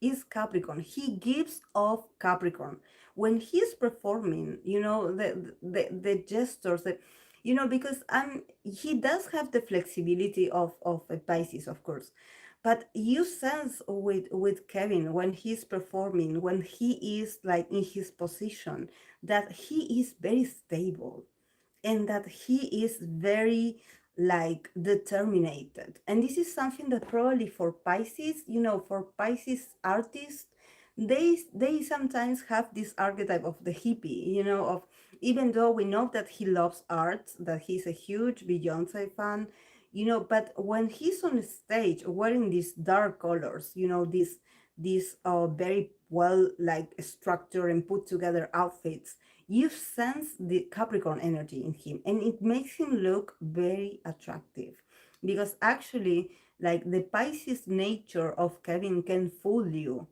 about, you know, oh yes, he's one of these very outgoing and bubbly and bubbly like kind of Pisces, but actually he's very Capricorn. He's very Capricorn.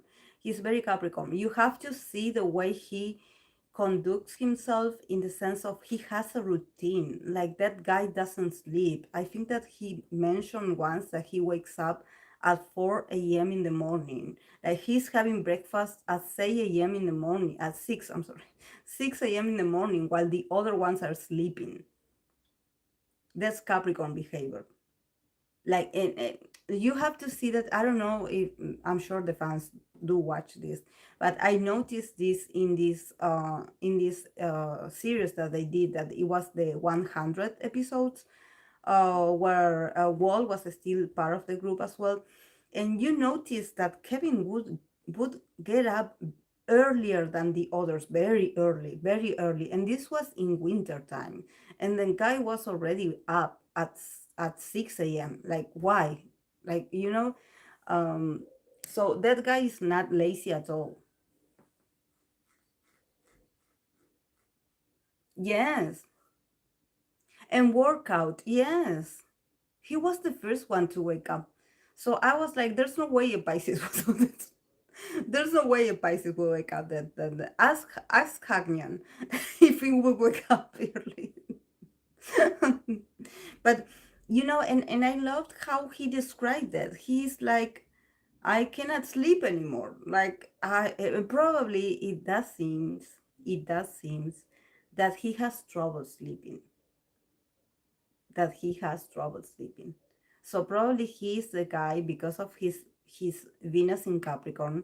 Probably he's a guy that he's always thinking about productivity, or he's always thinking like he needs to be working on something, because otherwise he gets anxious emotionally. You know, of course, like I always tell you, this show was very particular because it allows us to see how they move or how they interact with each other in a home-like environment or routine, you know. So, and they were very new also, they were just starting.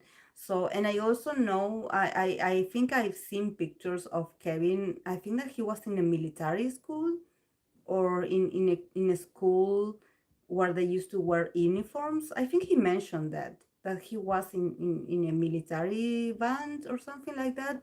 But that also has a reason why there's a lot of structure in Kevin. And also I sense that Kevin is very clean. Like is he's very structured, you know, and Pisces is always very messy, always. Hagnion is said to be the quickest to get ready, apparently.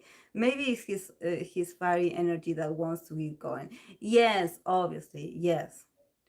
Yes, actually, I definitely see him like being the quickest. Actually, I see Hagnion like him also waking up by himself because he is a Mars in Scorpio. So definitely, I see him like he knows what, but his body language seems a bit slower, like a lot of Piscean like. It's just that Hagnion is also someone that surprises you because Hagnion is very Pisces. He also has Sagittarius, so he's a bit of a rebellious as well. He's a bit childish. He's the kind of guy that he will win you over with his beautiful smile. You know, he knows he's attractive, but at the same time, with you know, we were mentioning about the Scorpio nature, you know, and I will talk about Hagnion when I talk about Hagnion, you know, because let's continue here. But they are two different kinds of Pisces. So definitely I sense like Jujon and Kevin actually taking very seriously, and also since they are very traditional, probably like being very like them wanting to settle down and getting married when they feel like when they are very stable in their relation in their jobs, or probably like getting married like you know after 30, you know, not something that they are focusing on. I think that for a Venus in Capricorn, getting married, it's a transaction, you know, it's a sort of like something that you must do for society, but they think that they first have to be stable themselves and work on themselves and their stability, especially in finances, to then later on to focus on family. And actually their focus on family is going to be about providing for them, you know, being very traditional in that sense. Hmm. Okay, let's move on to new, to Chani.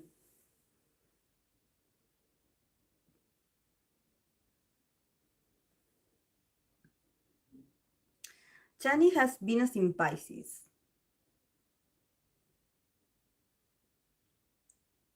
um, which does make sense. And he also has Mars in Taurus. So Chani is Taurus. Chani is the representation of Taurus of Venus. I mean, even if he doesn't have Venus in Taurus, he is the walking representation of Taurus and the slowness and the beautiful part of being Taurus, the very feminine. So I think that I'm sorry.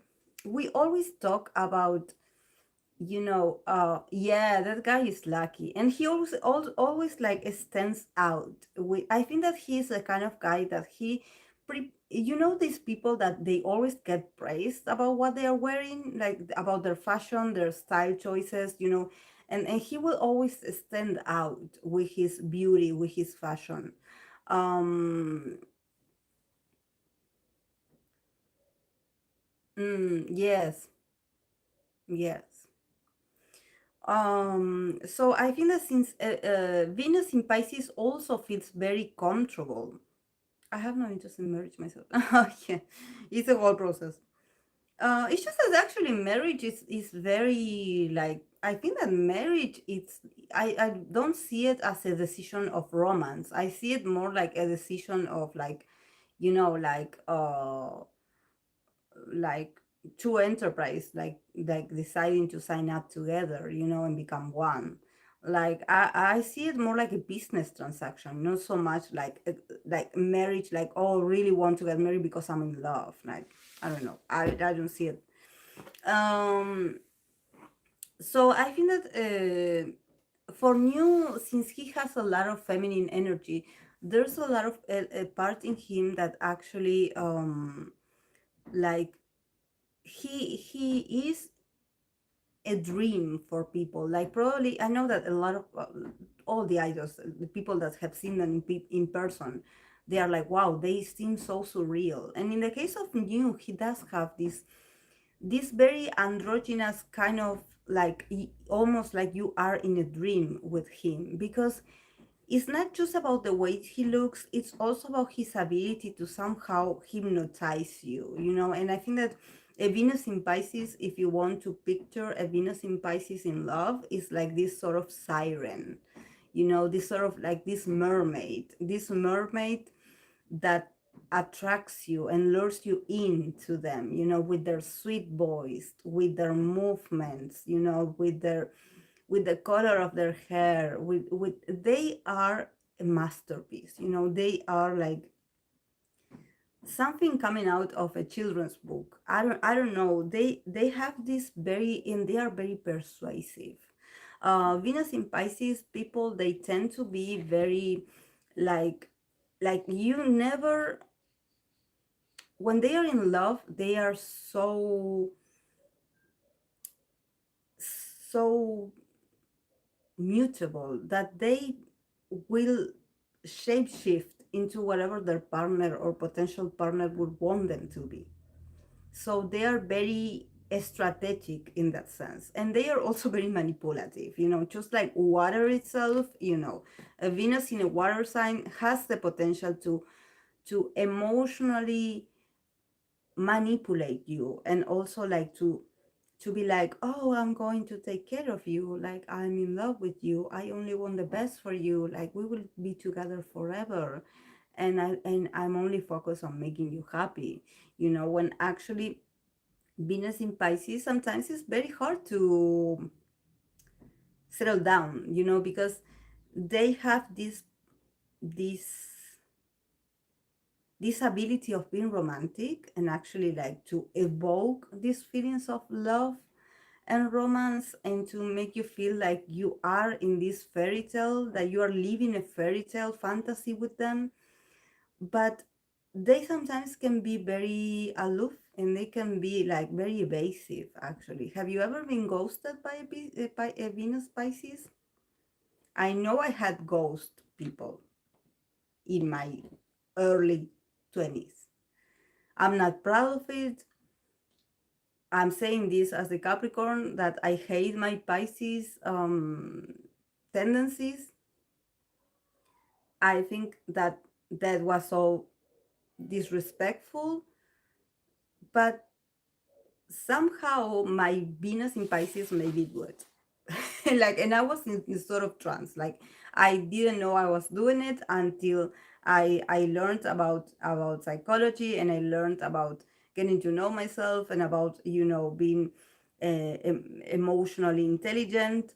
But there were moments where my Venus in Pisces would make me think like, oh, I'm in love with this person, like really this is the one.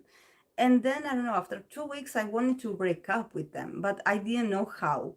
So what I would do, I would retreat in silence and disappear, and never gave them like this proper answer, like, do you want to be with me or not? I mean, like,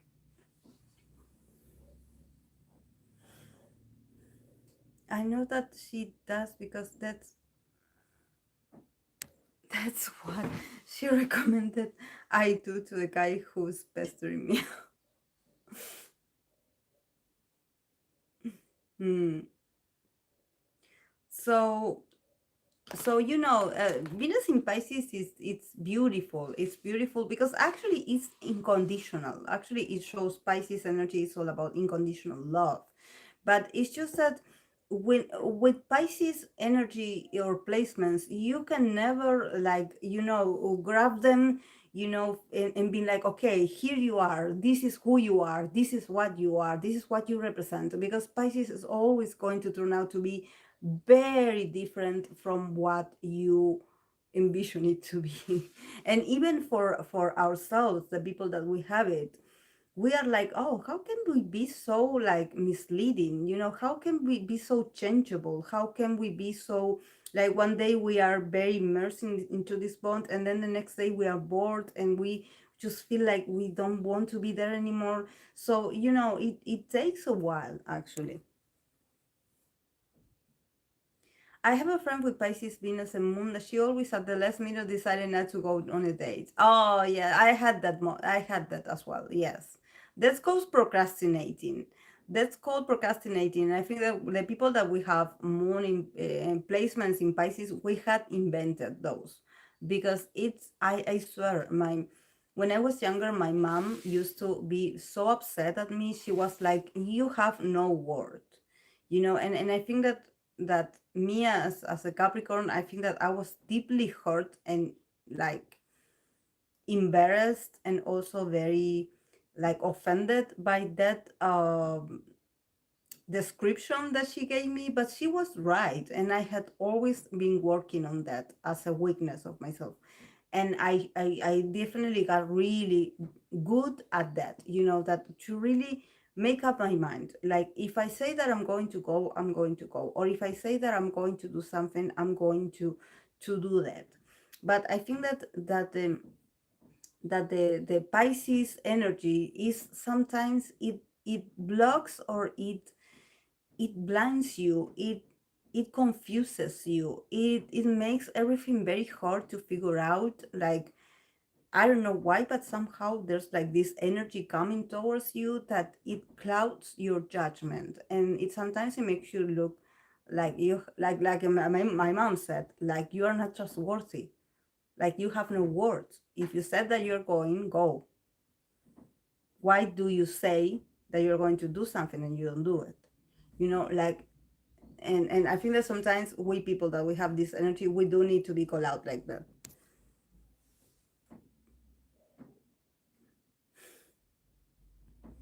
P is for Pisces and procrastination. Them the fights we friends have had with her over this. She's learning the hard way now at job. Yes. Also, yes. Job, jobs or studies, they help you to overcome that tendency. Because somehow they give you a structure of like, okay, you are already in the game. You cannot quit now. You have to show up. Like I don't care if you feel like the moon is aspecting your feelings and you feel like you don't know if you want to carry on. Like you have to show up. I'm sorry. But yes, definitely I think that in the case of New, in the case of Chani, um it's always going to be this. I think that he's a very persuasive guy. He's someone that he always is in control because he knows his potential. He's someone that he's not going to raise his voice. He's not going to force things into his life. He's going to attract things to him, or people to him, or situations to him. He's going to make you need him, and he's going to create a need inside of you. To create um this sort of craving inside of you, that you feel this need to come closer to him, to be with him, to make any kind of decision, where you feel so like desperate to be in his presence, and then he's going to ghost you probably. So, New definitely, this is why, what the other day when we were talking about his dynamic with the other members, and I was like, he is the Regina George of the group, because definitely he has all the members like eating in his palm, because he is um, is Argentina playing already? Because I thought it was like 4 p.m.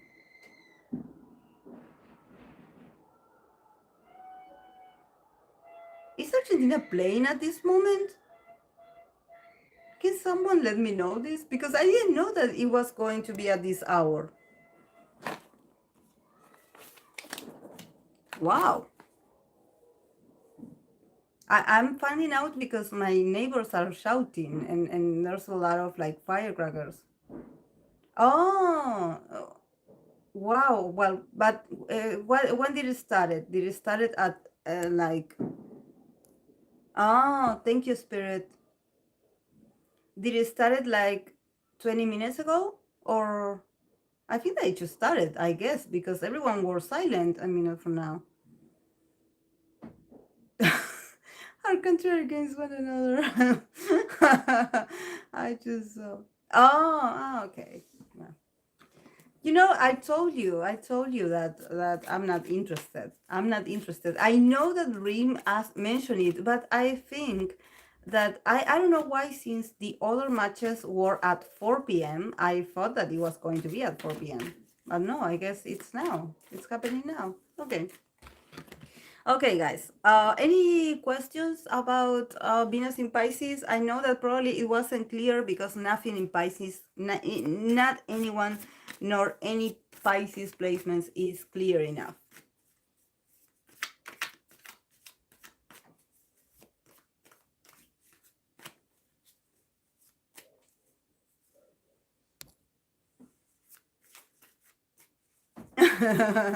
Yes. Oh, my cat too. Yes, Luna is sleeping over there, and she was like, very on the defensive. And actually, it's her. Um, is she should my dad is supposed to feed her, but I think that he's busy watching the match. So yeah, priority. Actually, now that I think serial fan flirt Nam Woyun has Venus in Pisces. Yeah, see,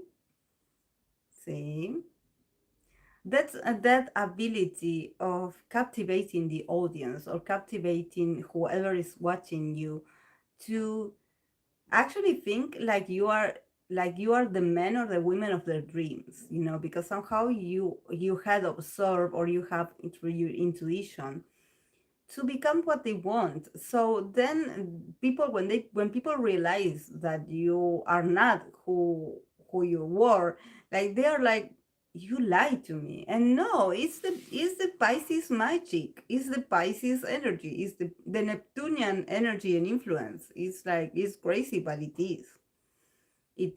I cannot even like understand it myself, because actually, like, for me, it had always been very out of character.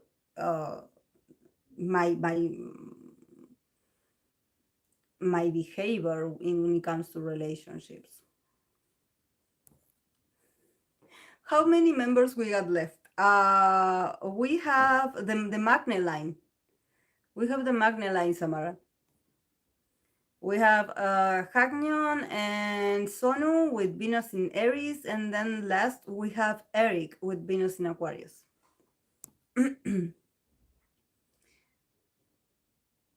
He also talks a lot about love is destiny. Oh, I really feel sorry he's going through such a hard time these days. I know he has, but still. Mm. I wonder if Johnny is a flirt and a charmer. He seems to attract without being intentional about it. Yeah, yeah. And probably, he has this potential of attracting both like females and males, because he has this, like I said, this mermaid attractiveness about him, like you cannot like understand who he is, if he's leaning towards more, because even if you think or you have this perception of being feminine, or integrating very well his feminine side, he can actually be very dominant and being actually a masculine side. So, he is a box full of surprises. He's not that soft, and he actually, he has Mars in Taurus. So that Mars in Taurus, it's very stubborn at the same time. So he can be dominant in his ways, of course. It's just that he will always be very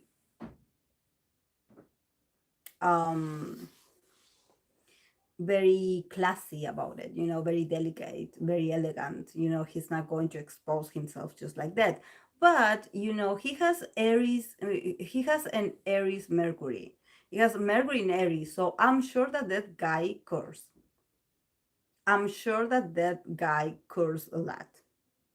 I'm sure that behind the scenes, he is, you know, very heavy with the words, or actually very straightforward, or a bit of, very a bit aggressive with his words, like not like blunt, not having that much self-control.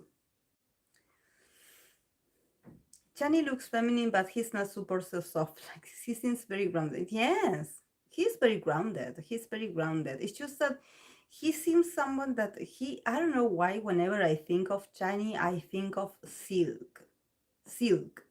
Like it's the texture of the silk. Very fluent, very expensive. Very. He definitely must smell really good. Like I don't know. That man is delicious. I don't know, but I think that he is a beautiful. He's beautiful, and I think that and that's something that you cannot like understand how he does it. How he does it to perfectionate how beautiful he is. Yes, he can be loud when he talks, when he's grumpy. Yes, he's grumpy, definitely. Yes, he definitely see that Aries Mercury. I think sparkles when I think of him. He's a real see Chani is that kind of person that he um influences you, that you have a sensorial memory of him, even though you never met. I mean, I never met him in person. I hope one day I will. But when you evoke a memory of him, he gives you a sensorial memory. Like it's something that you can touch, or it's something that you can smell, or it's something that you can see visually, like very sensorial energy. I think that if some of you want to get really deep into what it's like to be a Taurus or the Taurian experience, you can take Chani as a definitely as you know as an example. Definitely him and BTS hobby with also his moon in Taurus. Okay, guys, let's move on to Venus in Aries with Haknyeon and Sonu. So I think that we should like make a difference here, because obviously Sonu is an Aries sun, so he probably has conjunction here between his sun and his Venus are like this. So definitely Sonu just like so passionate and straightforward and courageous that you see him on his appearance and the way he presents himself is the way he is in relationships. So I think that one thing you can think about a Venus in Aries with him especially is honesty.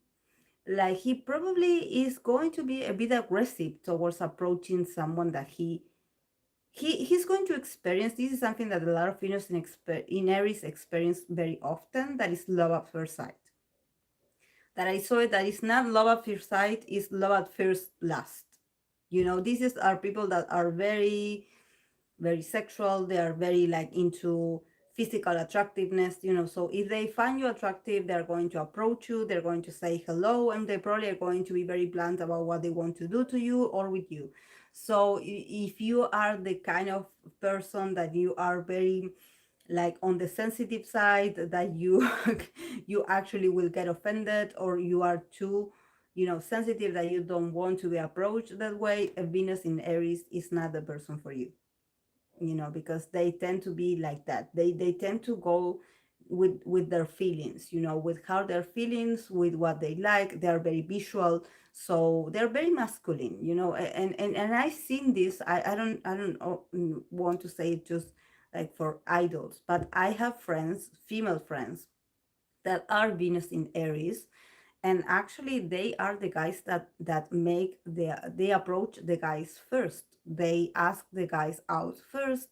They even like initiate everything with the guys, even though they are the female in the relationship, because Venus in Aries, it's very fiery, it's very uh it has very tumultuous reaction. So when they are the hunters, so when they like something, they are going to go towards it, and they are going to be very fast and very like in your face. So if you are very sensitive, or if you just don't like to be like pursued like this, if you don't like that, just don't provoke a Venus in Aries, or don't try to like attract or or provoke a Venus in Aries, because actually they don't take a no for answer. They go straight at you. So if you are playing hard to get, they can find it, like interesting at once, but then they eventually they will get bored if you are someone that you love to play games, because they are like, come on, like, yes, I get it. The first time was funny, but the second time is like, the Aries energy always has this urge, this desire, this burning flame inside of them. So they are not going to wait for your approval. If they want to take something, they will take it, and they will take it by force if it's necessary. So they are very tumultuous in that sense. And if you are theirs, you are theirs. I can see these two are similar, both super funny and playful, but spoken and brave, and kinda loud. They tell it like it is. I prefer it to someone who plays games, to be honest. Yes, I had met, I don't know why, I meet a lot of Venus in Aries or Moon in Aries people. And I feel very honored. And actually, I think that the times where I actually was able to experience a connection, or even my own sexuality or my own desire for someone, was when I met someone with Aries placements, because they don't, they make it very, very honest and very like, yes, we are here because we like each other. Like, there's no hidden agenda. This is like a, like, you know oh, they made another call, right? People are screaming already. Okay, guys. Okay.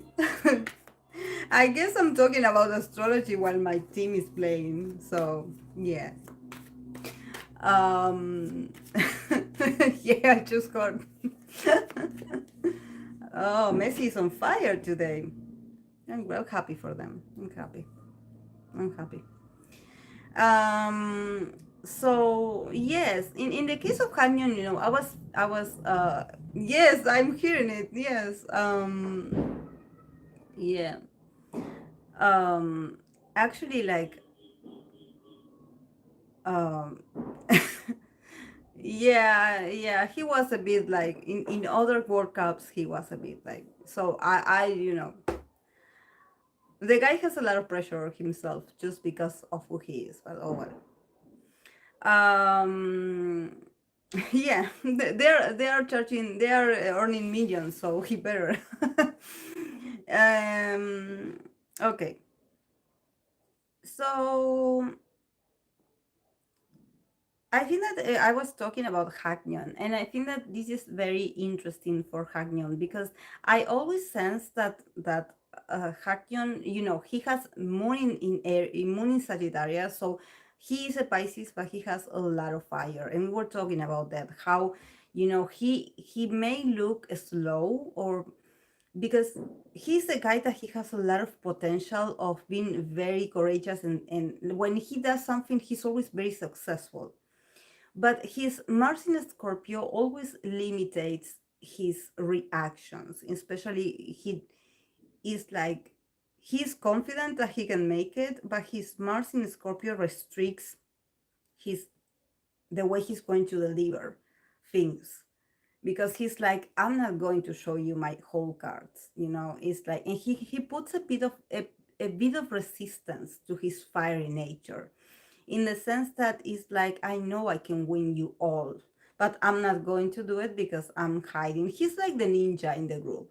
Definitely Hagnon is like, I don't know much about how the group was built. I know that a lot of people were like, oh, he was very popular because he was in Produce 101, I believe. But I think that Hagnon is the one that he just remains in the dark, or he remains in the corner, but he knows his power, and this is something that I see his Mars in Scorpio. I see it all the way with him. I even see it more than that, actually, more than Hyunjae, because Hyunjae is a Venus Mars in Scorpio, but he doesn't have that sneaky vibe. And in the case of Hanyon, I always sense danger when he's around. I don't know, but not danger. Not that, this is not the phrase, but I always sense that he's like the sniper of the group, like he is always in the corner, like he, like, very, being very humble, minding his own business. Sometimes when they are in the group, he doesn't say that much, and he's always observing the others. He's like the guy that you are like, oh yeah, he's over there, I don't know where he is, but I'm like, that Mars in Scorpio is ready to make his appearance. And when he does make his appearance, he's unforgettable.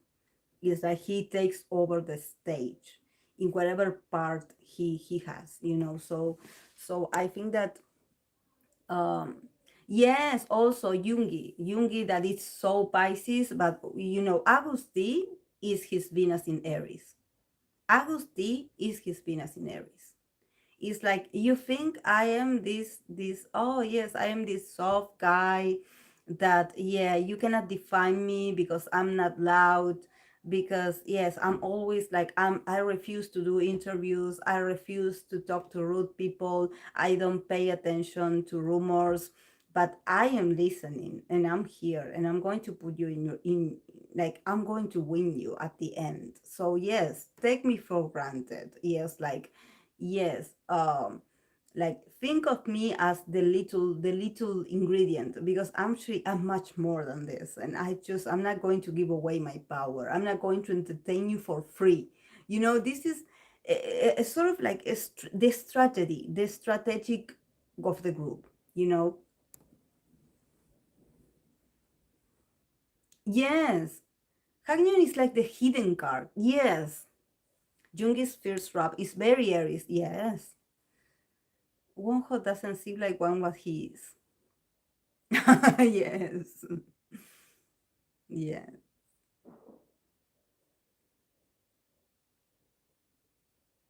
And there's something about Hagnion that I think that, the other day I was reading an astrology post, and there was someone that they were like, how do you spot a Mars in Scorpio? And everyone were like, oh, I don't know, because they're always hiding. And there was one comment that it was like, wow, this is it. He was like, I don't remember exactly literal the words, but it was like, the Mars in Scorpio placement is that very creepy stare that is looking at you between the crowd or in the darkness. The very creepy eye, that is hiding somewhere and is looking at you like around the corner. It's like when you realize that there's someone looking at you in a very creepy, intense way, and you turn around and you see them. There's something like that, but only the very intuitive people can spot them. And this is something that I think that it had happened to me as a moon Scorpio, that I usually notice this, and I actually get a bit freaked out, and maybe I can be creepy as well by the way I stare at people with intention. But there's something about Mars in Scorpio where they are just like not in your radar. They always seem to be either behind you or far away from you or across the corner. They're not like in front of you, like an Aries would do. Aries, that Aries is loud, they're aggressive, they can probably punch you in the face, but you're going to see them coming because they are in your face, they are in front of you. But when it comes to Scorpio placements, especially the Mars, because the Mars is the body language. The Mars is the body language. So there's something about a Scorpio nature in Mars that is like, I wouldn't want to have an enemy with Mars and Scorpio because they would definitely find my weakness and would plot about getting revenge and building, I don't know, a lot of strategy for years without me realizing it, because they work in the shadows. Their efforts and their strategy is hidden. It's not just like the way they talk. For example, a moon in Scorpio or a Mercury in a Scorpio. We are very here on the psychic side, or in the mind, or in the way we say things. But as Scorpio Mars is dangerous because they can like assassinate you. I don't know. They stare. They are, and they're very creepy because you're like, oh, I got you. Like whenever I discover that they are doing that, the side eye, the and the body language is like they do it in a very sneaky way. Like it's not like they stare with intention. No, they are like, I don't know. I remember I had I when I used to go to school, I had a Scorpio friend that she would pinch me. She would pinch me, like we would be like, I don't know, like in I don't know, at a concert in class or something like that, and just for fun, she would pinch me, and I was like, why? Like I would be like, why are you doing this to me? Like why? She would laugh, and I was like, it's not funny, like stop it, like why are you doing this to me, that's not funny, like, and she would just do it, and for example, she would do it to get my attention, like she would run away or I wouldn't see who it was, but then at the end I would find out that but it's like inflicting pain without you seeing that she's doing it or they are doing it. So they are a bit on the sadistic kind of side. Yeah. Yes, they will fight for you, definitely. It's okay. Friends, they're so sneaky, exactly. But she was fun. For her, she was like a love language, and I was like, I was like, why? Why are you doing this? Like, I don't get the logic behind what you're doing. Like, you can just say hi, and like, I don't get it. Like, but I like to poke people. Oh, that too. The one that goes to your rib and they do like this, and I'm so ticklish. I hate it.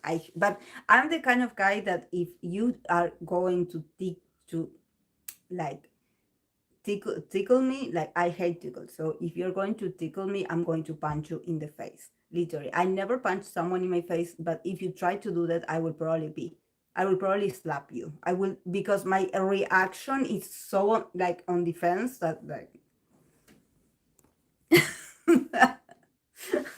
exactly, like why do you do that? What's the purpose? Like I don't, like what am I supposed to think of this, like But yes, I think that definitely Hagnon and Sonu, I think that they are.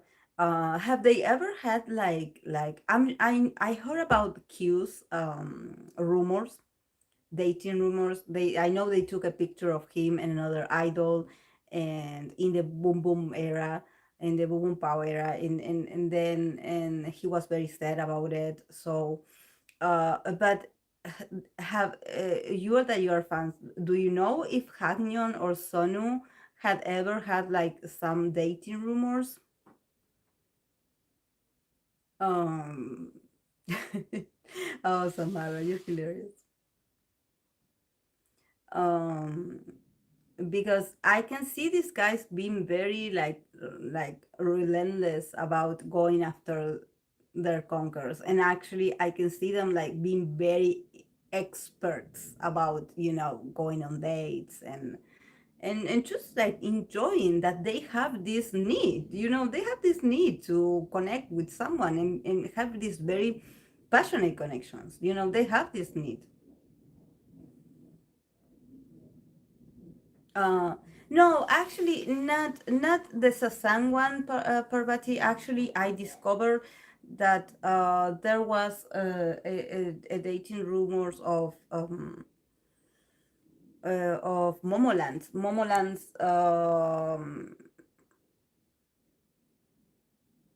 I don't remember her name. She had an English name.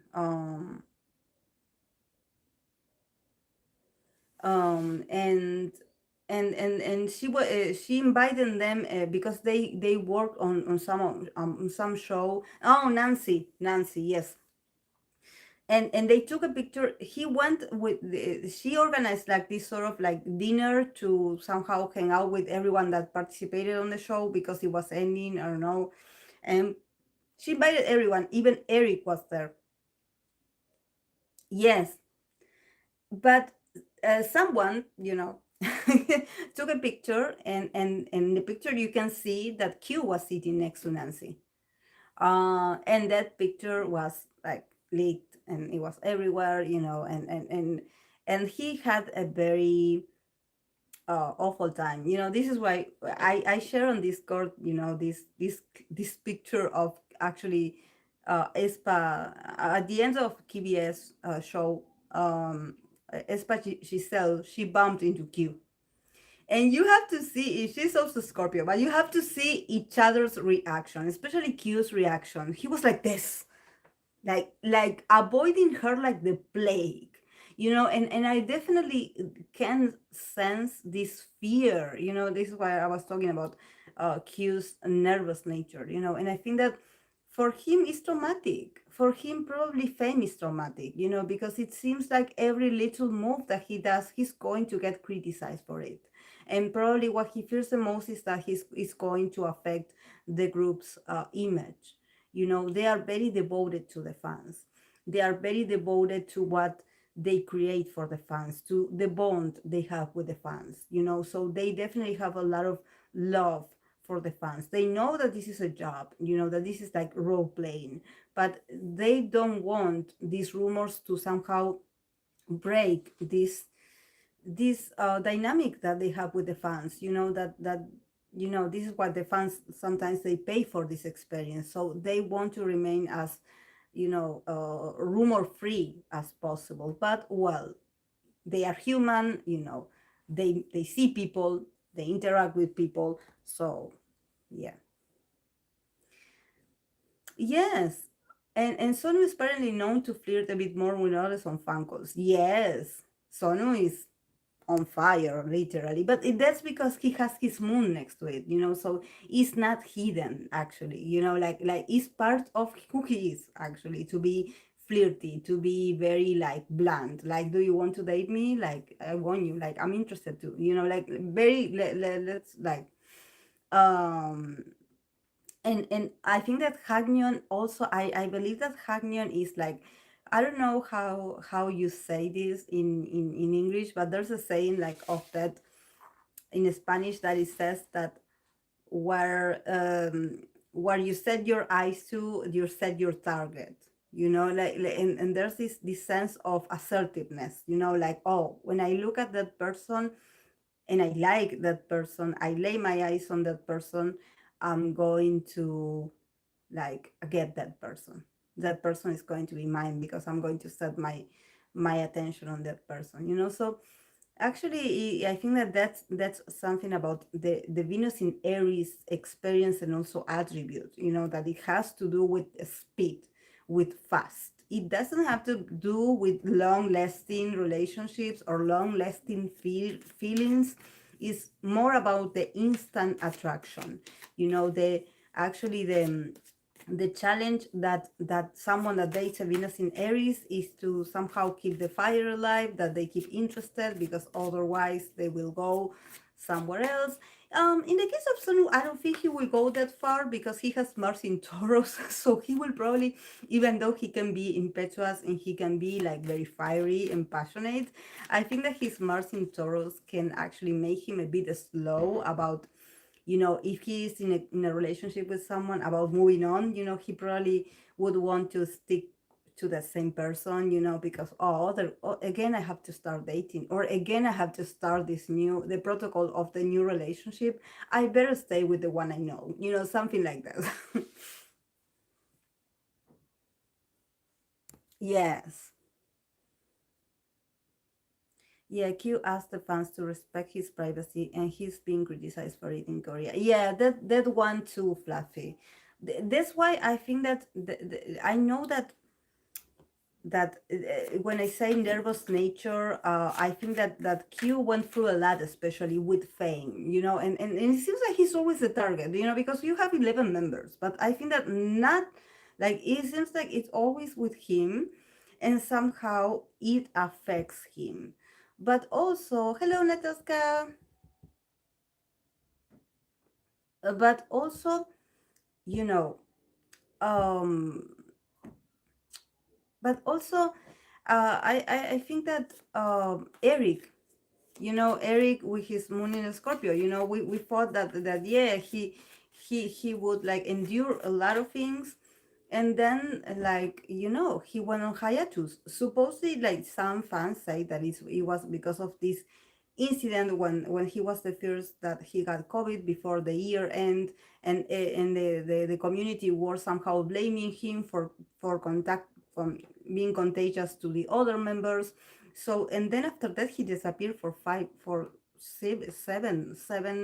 8 months. So this is why I think that when we think about the Scorpio nature and how hard sometimes is to let go of things that probably other, that is not just to say that the Scorpio has the ability to be to bring change and rebirth. It's also about that you are stuck in a sentiment, or you are stuck in an idea that you are no good, or that you, or someone is accusing you that you are like ruining something for them, and somehow you cannot escape the guilt, and you cannot face those people, and meanwhile for others it's so easy to say, oh well, let it go, it will pass, well, it's just opinions. But for them, maybe those opinions do escalate very strong in their unconscious, because we don't know their life stories, we don't know um, you know how strong they are mentally, how prepared they are for these kind of attacks, because they are attacks.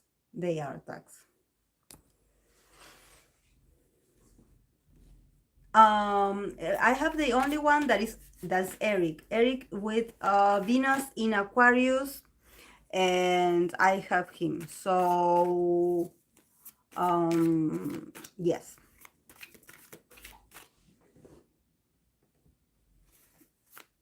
So yes. Sorry, I was talking to my dad. It's just that we have like can you wait, guys, I'm going to be right back because I actually left him cooking something and he doesn't know if he has to turn on the oven. So wait for me a second because he's going to burn the whole meat. So wait for me. I'm going to be right back.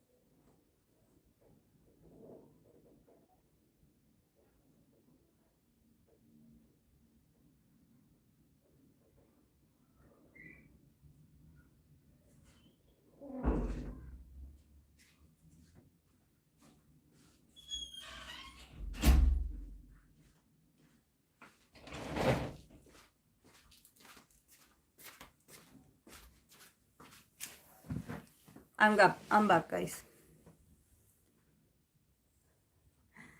Fans should respect and protect. Yes. Infinite Sonyu told A Pink Hyunji he'll think about her confession because he's her ideal type. Yeah, that's very bold. Exactly. Okay, and about Eric Venus in Aquarius. I think that I did talk a bit about the Venus in Aquarius yesterday.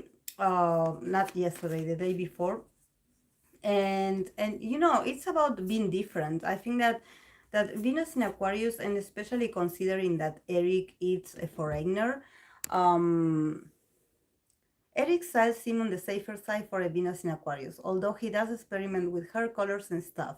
But compared to someone like B, another Aqua Venus, he's rather classic. Yes, I totally agree with that, Fluffy, especially because he has Mars in Libra. So I think that he's a softer, more traditional kind of Venus in Aquarius, in the sense that probably he what prevails the most in Eric's desire or what he finds attractive or the way he connects with others through his Venus is grace. It's also like you know like beauty, you know. So I'm sorry, it's going to be loud here. Wait, guys.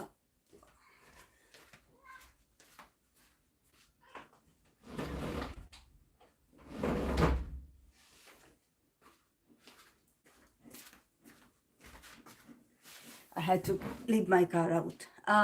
So yes, I think that with that Mars in Libra, probably for him, relationships, it has to do with balance and also with being this sort of Prince Charming. I think that for in this that makes sense because Eric is a Capricorn, but I think that probably for him it's all about like giving this very pleasant experience, like what do you want me to be, who do you want me to be for you, like I can change, like I can entertain you in that way, in that sense.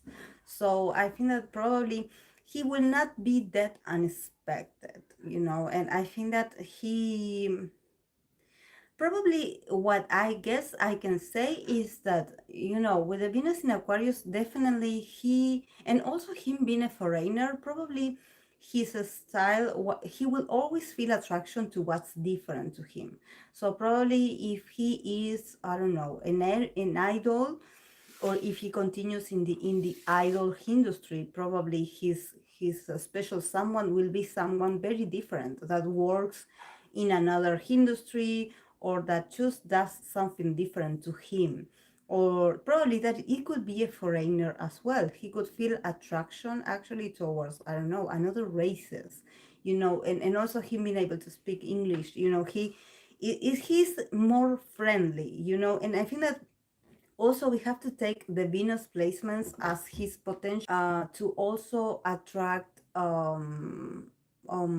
friends, and probably what he finds attractive is to form friendships with foreigners, with different kind of people, not only be stuck in traditions like, oh, because you're older or younger than me we cannot be friends. No, we can be friends, like we can talk.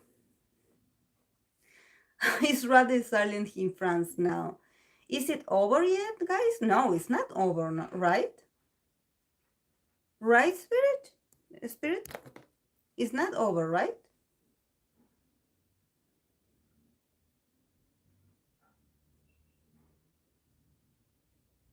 Are they on a break? Because my dad was making signs to me because he wanted to serve it's lunch time here.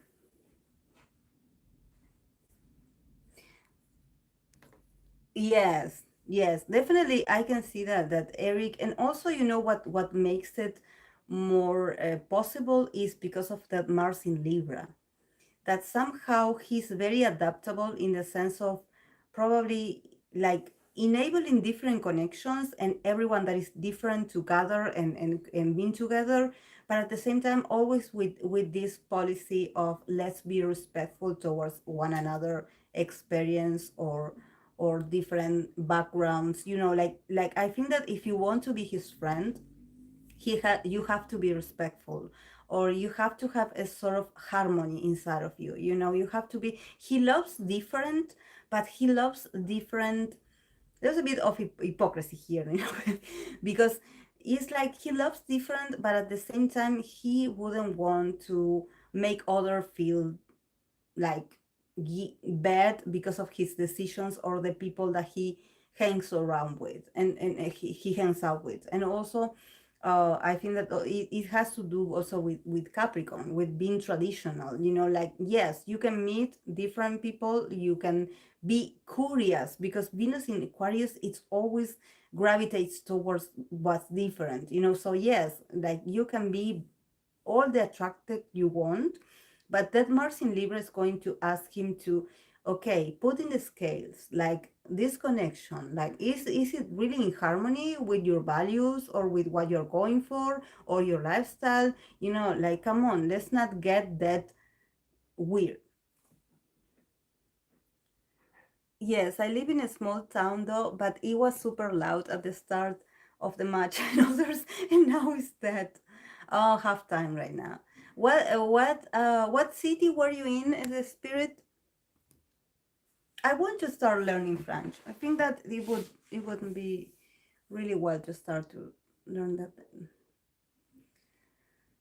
You know, with Venus and Aquarius, what I feel is they are more into friendship than romance. Yes, yes. I didn't want to mention that because it seems very like too general, but I think that yes, I think that when you when I see a Venus in Aquarius, the very first thing that I notice is this like no label kind of things, you know, like oh yeah, like yeah, um, you know, like we are something but we're not. Like, yes, I'm meeting someone, but she or he is far away. And like, yeah, we used to be something, but now we are not. Or we used to be friends and now we are more. So there's this sort of like no strings attached, you know, and like, um, for them it's also very complex to put a label to their connections, you know, and I think that this is something that probably his Mars in Libra is always going to try to remind him that he has to do what is considered good taste, you know, like there's a lot of like, probably he will be very influenced by his family as well, you know, his family values, but in this sense he can go through experiences of actually choosing people very opposite to him and actually wanting to experience that, you know, wanting to experience connections with people that are out of his reach, you know, people that are different, people that are, you know, unapproachable, people that are, you know, the forbidden ones, you know, the ones that, oh, you shouldn't go there, you know, but then eventually it can just stay into nothing, you know.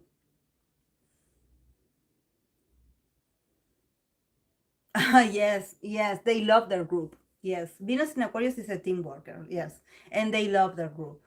They love their group. Mingsu, Mingsu has Venus in Aquarius. I see him being into forming friendships. Probably with his Cancer moon, he'd want some long-term stability to it. He's romantic, but he will start with friendship. Mm-hmm.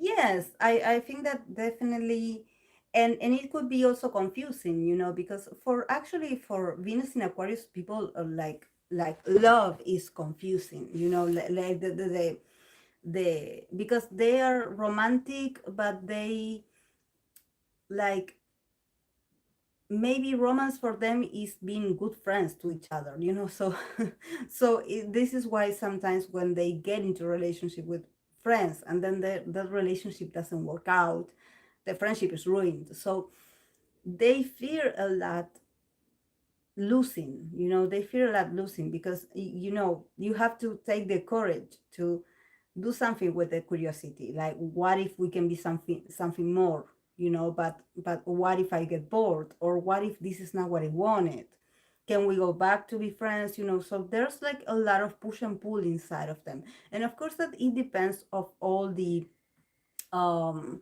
of all the others, like placements, to see what sign they are, you know. It's yes, I'm almost done with Eric. Rim. Yeah, I know. I have to go eat eat lunch. Actually, my dad called me. He's like, but well, like, you know, he's also watching the soccer game, so you know he's not that interested in eating, I guess.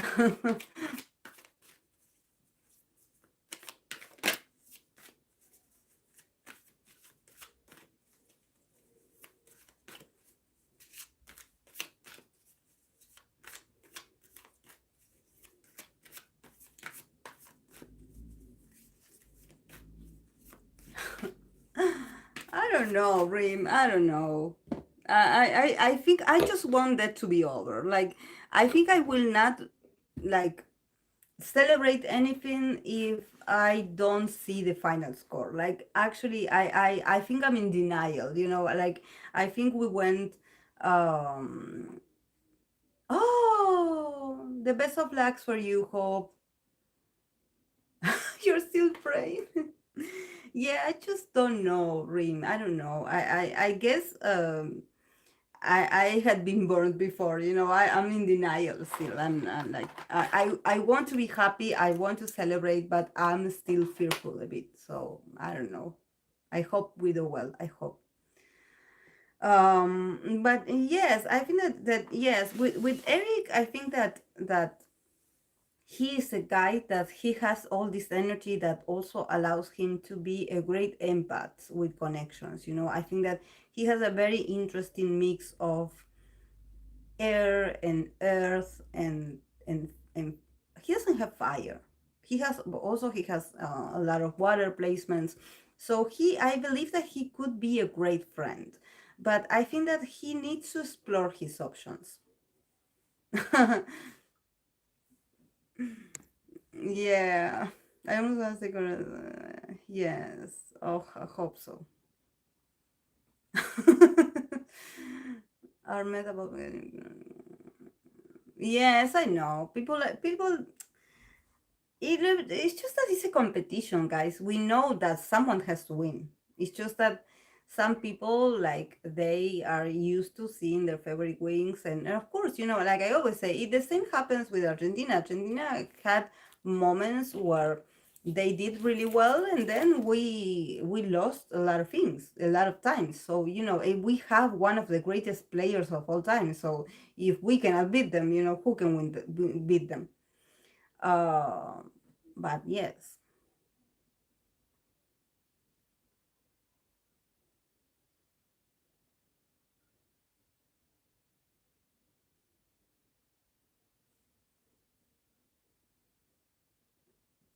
sorry, I have this hair stuck.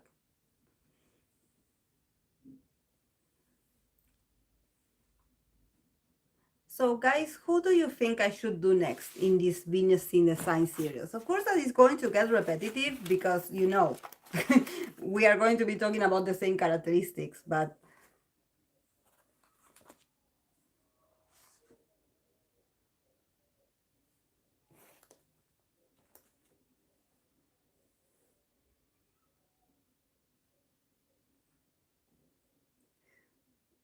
yes, I need a break. Yeah.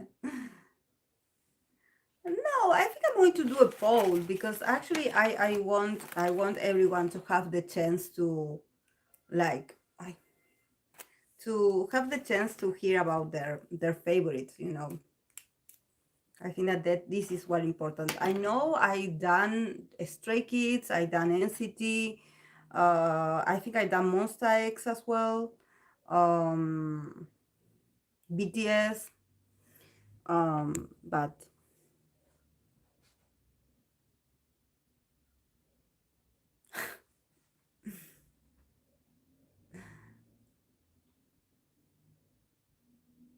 yeah.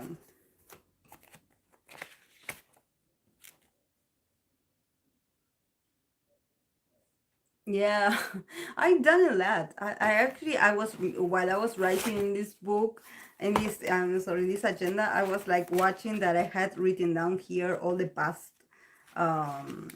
readings that I've done, and it's a lot. Like I've done a lot of readings. Nowadays I don't actually like um write down a lot because, like, we have the community post, so So, but when I first started, because I wanted to learn everyone's energy, I was like writing down like the letters that the cards that I would get next to the astrological placements, you know. And now I somehow I like I have my memory is working really well. So there are some groups that I remember their energies. But yes, EXO could be really fun as well. EXO also has a lot of members and could be really fun. Hmm. I'm finally getting into Stray Kids. It's been hard, but I'm starting to really enjoy some of their songs. Yes, yes. It's just is not it's not easy to get into. It's not about easy or not. I think that Stray Kids, either you like it or you don't. I mean, it's a whole process. I do like. Mm-hmm. I think we have a few Agase in the community. Yeah. Mm-hmm. Yeah. Yeah, I got seven as well. Mm.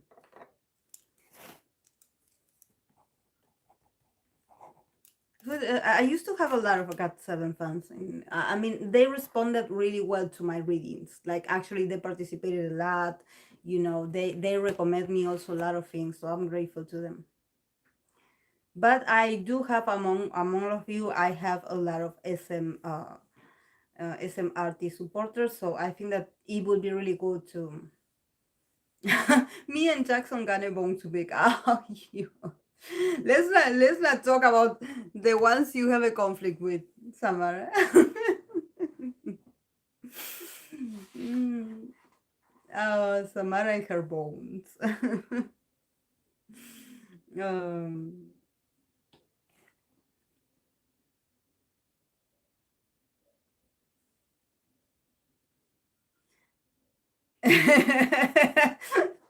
um, um, I remember when they used to mention like you and Chan. Oh my god.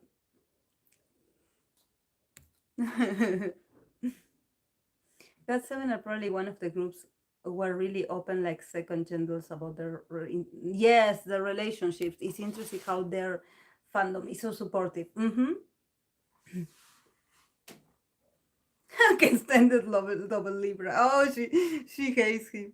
I know, I know. Who is your God seven bias? My God seven bias.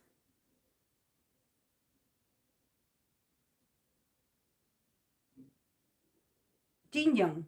I was struggling finding his name. Jin Young is my bias. Mark, JB. Mark seems like a really nice guy. Remember when Eric was on hiatus, he went to Mark's solo party, like where he released his music, and he got his picture taken with Mark's family, his parents, and we were so happy for Mark's family because they shared the pictures and we got to see Eric. So it was very meaningful. So I'm glad he's. I will. I don't want. I don't because I don't like to see that when two idols hang out that they are friends. Because friends it's a very intense term. Very. But I'm glad that they hang out together.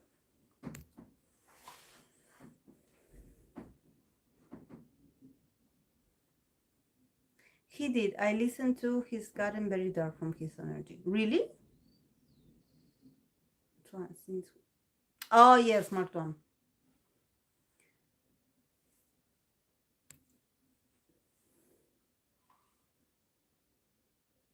Oh really, Samara? Which makes me side eye Mark, but it is what it is.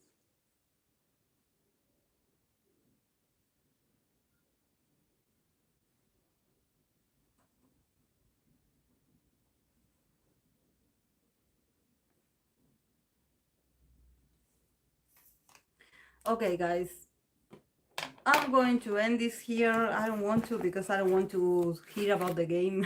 I'm actually very like anxious right now.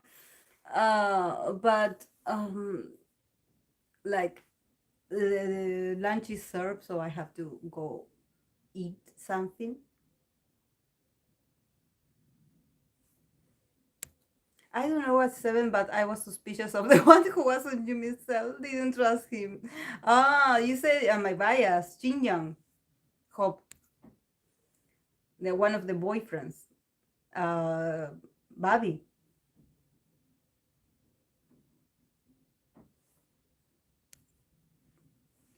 They use him get girls and stuff and told them that word meant something. Oh, oh,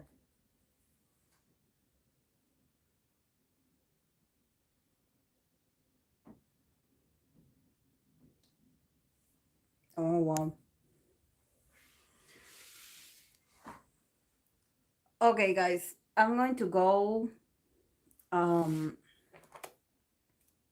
Thank you for joining. Thank you for accompanying me. And I hope that this video get reaches to a lot of jobbies because I put a lot of work into it, 3 hours. So yes, guys, let's pray that we end this very well, that Argentina wins if it's meant to be. So yes, yes, guys. Yeah, I need to drink some water actually. Yes, guys, thank you for being here. Have a great Sunday.